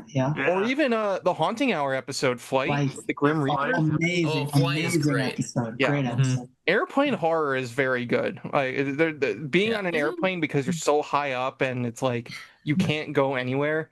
It's a built-in great avenue stakes for without having to elaborate. People get it. Yeah. And I think like the thing that makes especially more Monster Blood effective in its horror is like, again, you're in a plane in midair, and it's like if the Monster Blood gets to the pilots, you're going down. Yeah, you're going down. And most likely not surviving because the survival of a plane crash is you cut to the pilot and he's like covered head to toe in Monster Blood. He's like, we're gonna be expecting some slight turbulence. that would be funny as hell if that happened. But that was another cool thing about the episode too, is like, and the reason why it gets to me so bad is because I hate long flights. I've been on 24-hour flights before where the seats are so cramped, and then in the episode, because Monster Blood's under the seats, you got these tiny seats and people are just getting sucked right under them and eaten, which is like so fun. That's like such a cool concept to see. I actually like that they explored where the luggage is at in the episode. And that part used to creep me out. And the scene where it first comes out and the bald guy, he's in the bathroom and he gets on his hands and he puts it on his face. I don't know what it is about that scene, but that's probably one of the scariest scenes that they put in the whole show as a little kid. Oh, I forgot about that. And it's disturbing. That was petrifying. It's coming out of like it can come out of anywhere. Like I even remember the ending of the first episode, which is like the to be continued, where it just cuts below in the cargo hold and triggers down there, and you just see like Evan's suitcase just slowly opening and then it just starts oozing out.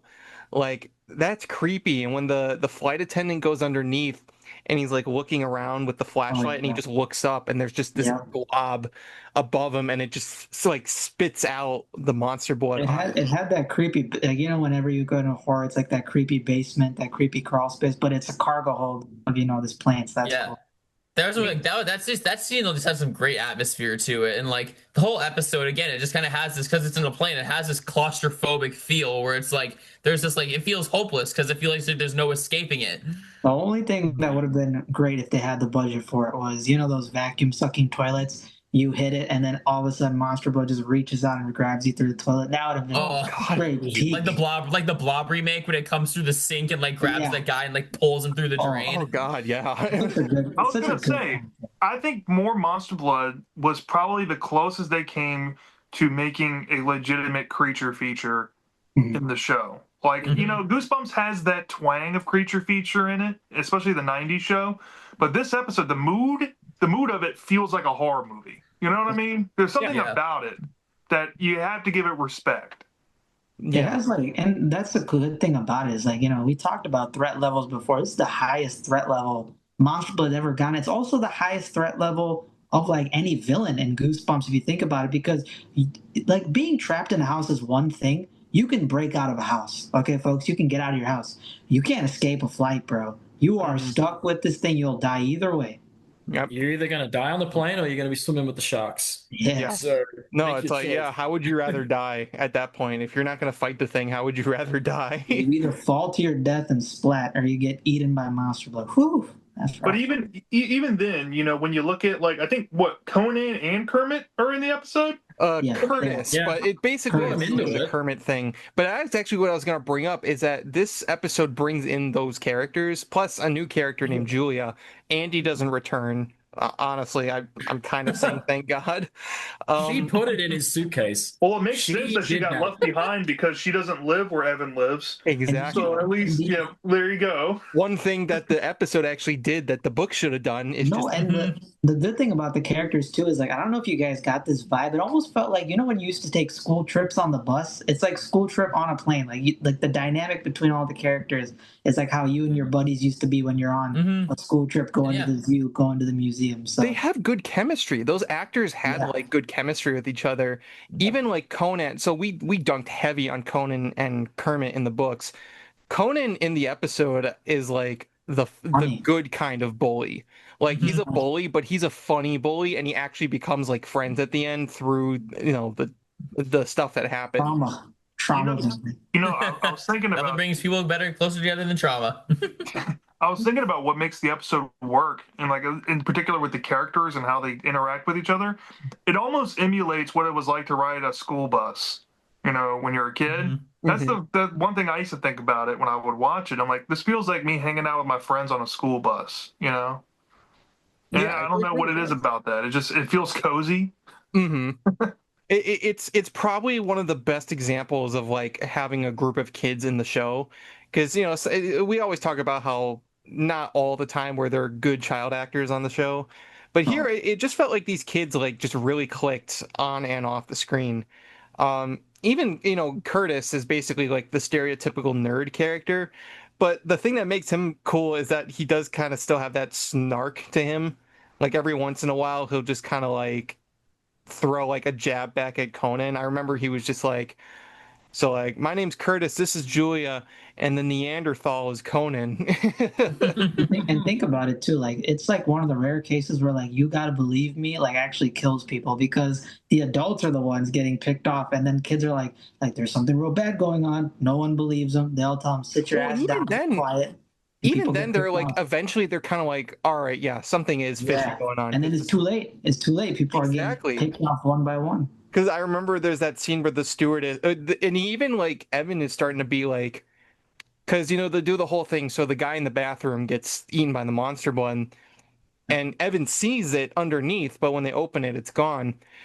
And then this is the part where you're probably like, oh, he's just gonna be like, you gotta believe me, and then they don't. But he actually is like, well, then where did the guy go? It's like the door was locked from the inside, and then that's the moment where they're like, okay, yeah, you might, like, something might be up. So it's like the characters are smart.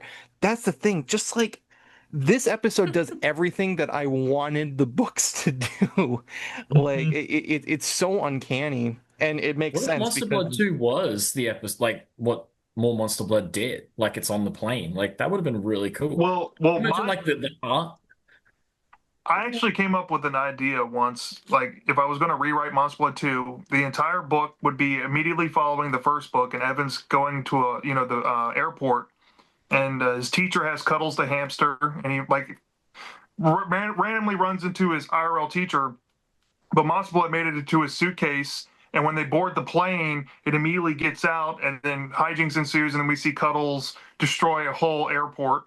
As a kaiju monster or something. Go weird with the big hamster idea. Like, just let it destroy things. Cool. Yeah. And it's again what we talked about. Like, you go ridiculous with the setting, right? Like a cooking show, an airplane. You can go to these crazy places and make Monster Blood more interesting. You don't got to be. Monster Blood 3 would have been really fun at an amusement park. I always thought that the cover, like, why isn't this at an amusement park or a park or something? Funny enough, doesn't Monster Blood appear in the Give Yourself Goosebumps book Carnival of Horrors? It appears as a cameo, right? Yeah. And the live show. Yeah, and actually in the live show, Slappy grows big because of the Monster Blood. Like, for example, Deep Trouble 2, they have the serum that makes them grow big, right? The fish.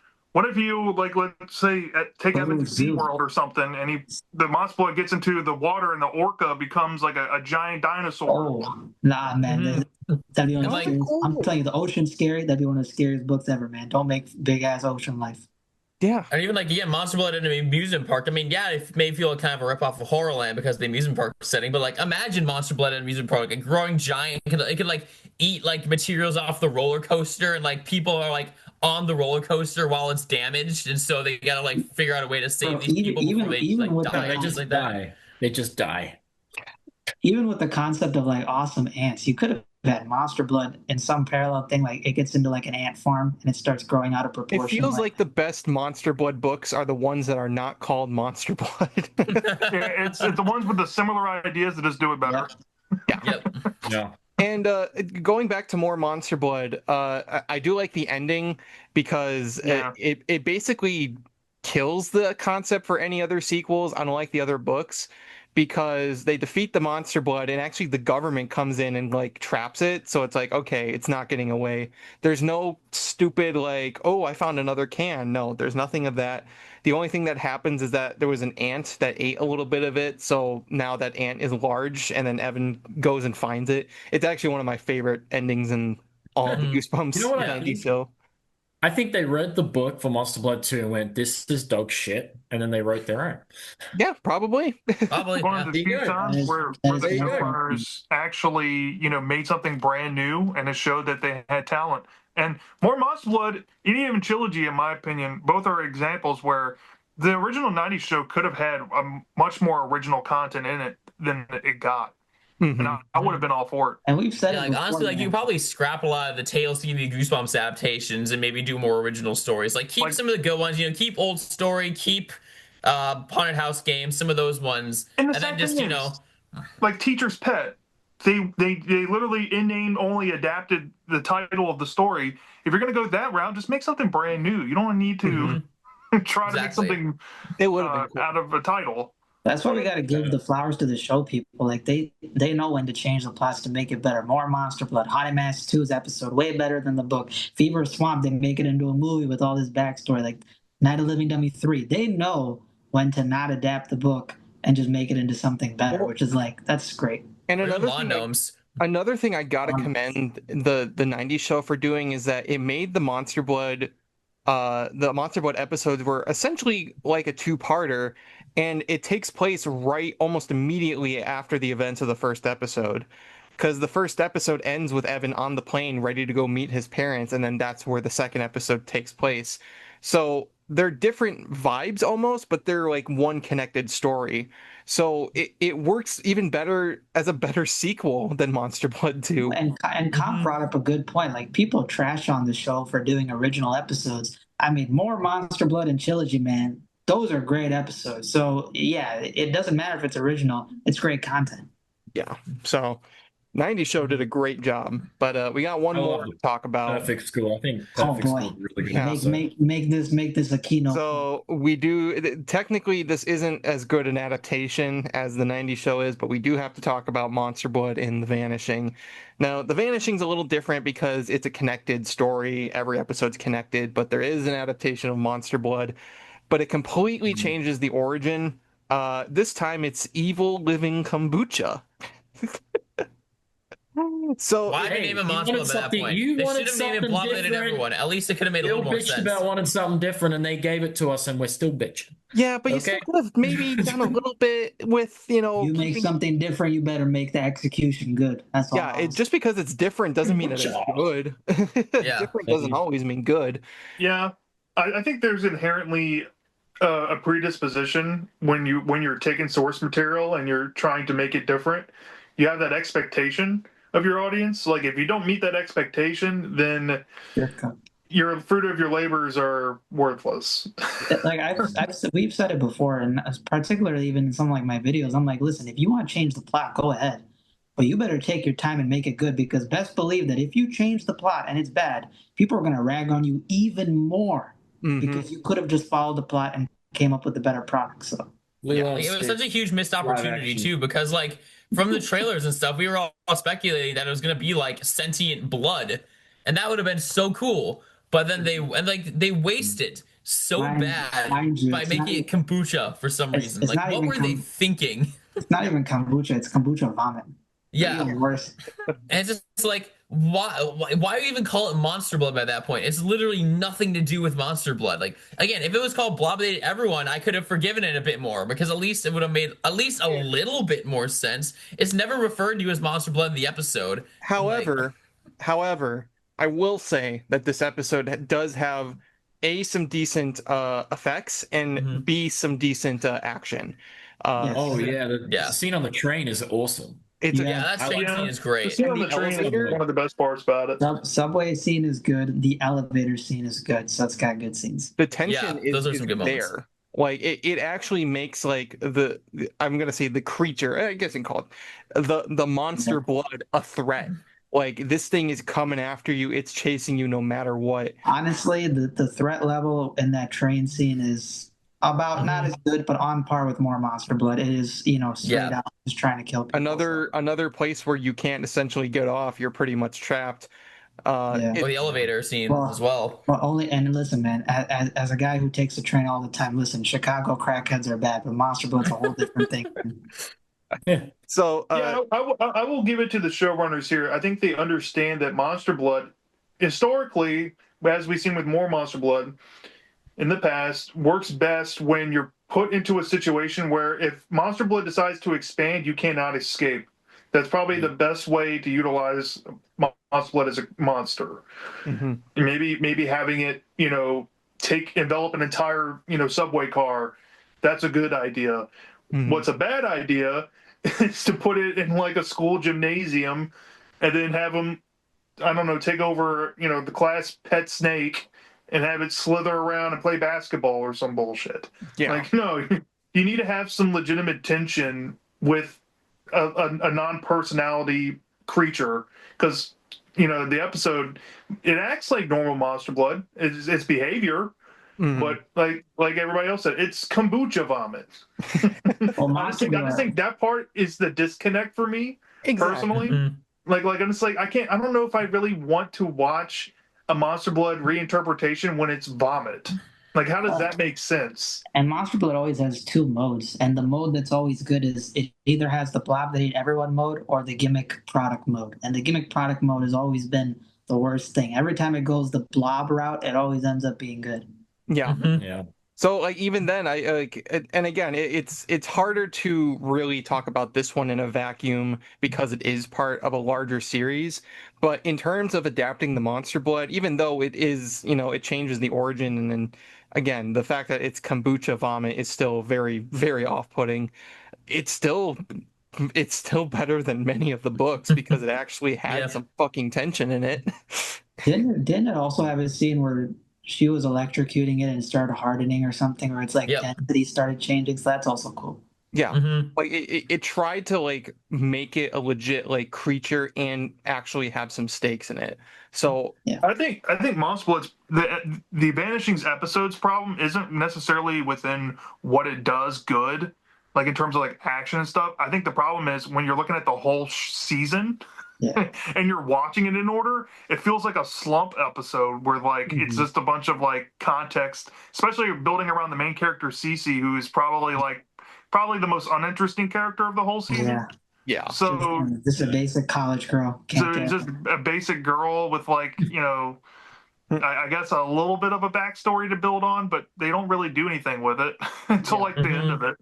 Vanishing has good ideas. It's just that, the big problem is like, how do you piece it together? But like as a standalone, I think Monster Blood as a standalone sequence, they did a good job. Yeah. If you view it in a vacuum, it's a good adaptation in some ways, not all, but some. But as a whole thing, and look, we've talked about The Vanishing before. I still like it. It did have good ideas. I hope if they do a season 3 that they expand on those a little more. How ironic that that it still manages to outdo many of the Monster Blood Look, books. I'm telling you something about, as much as I don't want to talk about the new show because, whatever, but the one thing it does is it's good at taking bad books and making better stuff out of it. I mean, Go Eat Worms, Monster Blood, it can take the bad stuff and make it better. Yeah. It's got to give him props for that.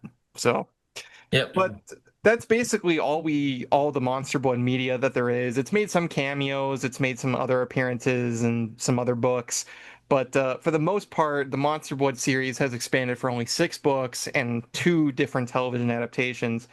And unfortunately, while there are good adaptations like the TV ones, the books are not fondly looked at, and for the reasons that we've gone over today, a lot of their problems, basically just to recap, are the characters are very, very unlikable. There's no progression, there's no development across the books, especially the first 4, and it doesn't really do anything with the Monster Blood itself. It's not developed into a fully fledged threat. It's mostly a plot device for other things that are not really as interesting, like giant animals or giant kids or something like that. That's not scary. That's not interesting.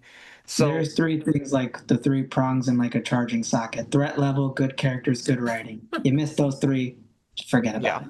You basically plugged it into the drywall, and that's what you did. Yeah. Also, since Stein does know about you guys in your podcast, no more. No more. No more. No unless you're going to do something very interesting with it, in which case, if you do, fine. But please don't do the same thing again. I don't know. Throw Monster Blood in a movie theater or something. I don't know, man. Just give us something better. Yeah. But Monster but Blood now, in the movie theater actually sounds like fun.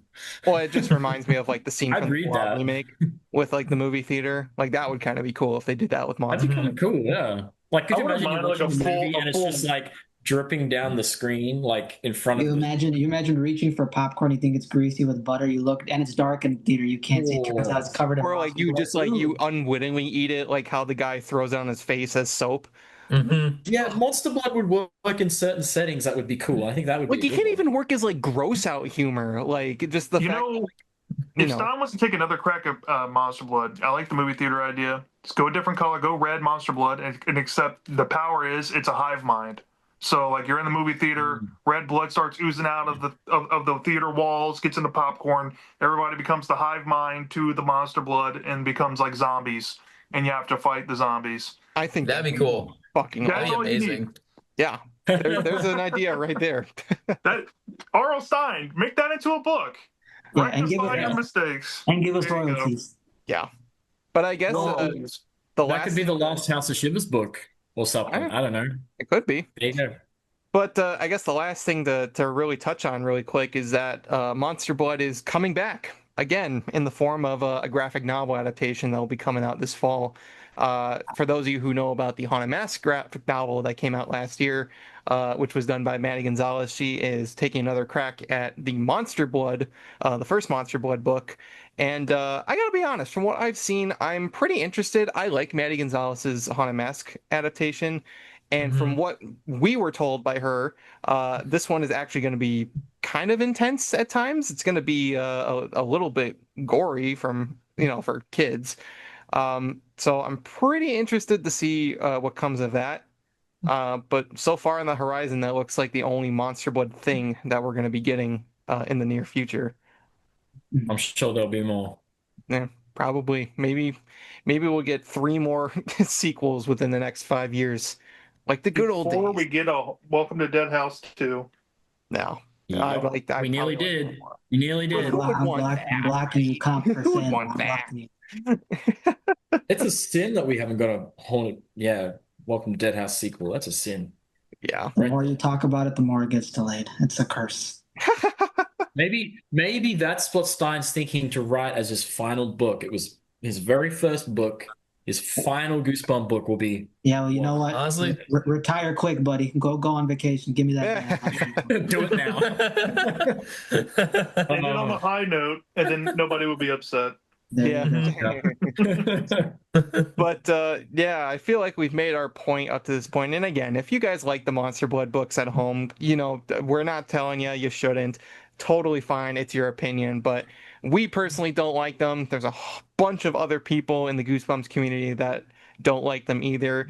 And we felt it only necessary to really take a magnifying glass to them and really explain why these series of books don't work amongst the sea of Goosebumps stories. So hopefully we've made our point very clear. I'd be surprised if we didn't up to this point. But moral of the story, you can read the first book and leave it at that. And you can watch the episode adaptations and just forget everything else. Or you can just read the Goosebumps Presents TV book novelization of the Monster Blood episode, and that's probably the best bet. Yep, because that way you're just reading an adaptation of the TV episode, which is already good. So also read the other growing stories. Awesome Ants, Purple Peanut Butter, all that stuff. Yep, those books do Monster Blood better than Monster Blood 2, 3, or 4 ever did. So Yeah. On that note, that is going to do it for tonight's episode of the Goosebumps Crew Podcast. If you guys liked today's editorial topic, let us know in the comments if you want to see more. We got a few more ideas in mind to talk about things at the larger Goosebumps story structure at hand. one involving Slappy, which we'll probably be doing within the coming weeks. So keep an eye out for that. But if you want to see any more and you got any other ideas, leave them in the comments below. We're excited to see what you guys got. And tell us what you think of the Monster Blood series. Do you agree with us? Do you not like them? Do you like them? Let us know. Like we always like to know your guys' opinions. But yeah, that's going to do it for tonight. Of course, I want to thank our guests, Micah BD and Goosebumps Completionist Austin, for joining us. If you want to check them out, I will leave links to all of their social medias, their individual social medias down below. You can also go check out their podcast, Goosejunkies. I'll leave a link to that in the description below as well. So go support their podcast because their podcast is awesome too. So yeah, thank you guys for joining us tonight. It was awesome to talk with you. Yeah, of course. Thank you for having us once again. Awesome. Yeah. We're always happy to have you. And of course, as always, make sure you follow Bjorn and Nick at Goosebumps, Aussie Fan, and Shawn, respectively, on their social medias and their YouTubes. If you like today's episode, make sure to like and comment. Subscribe to us on YouTube. Follow us on our audio platforms and social medias. All those links are in the description below, so check them out. We'll have another episode for you next week, but until then, this has been the Goosebumps Crew Podcast. And from all of us here, we want to wish you, as always, to take care, stay safe, and have a very scary day.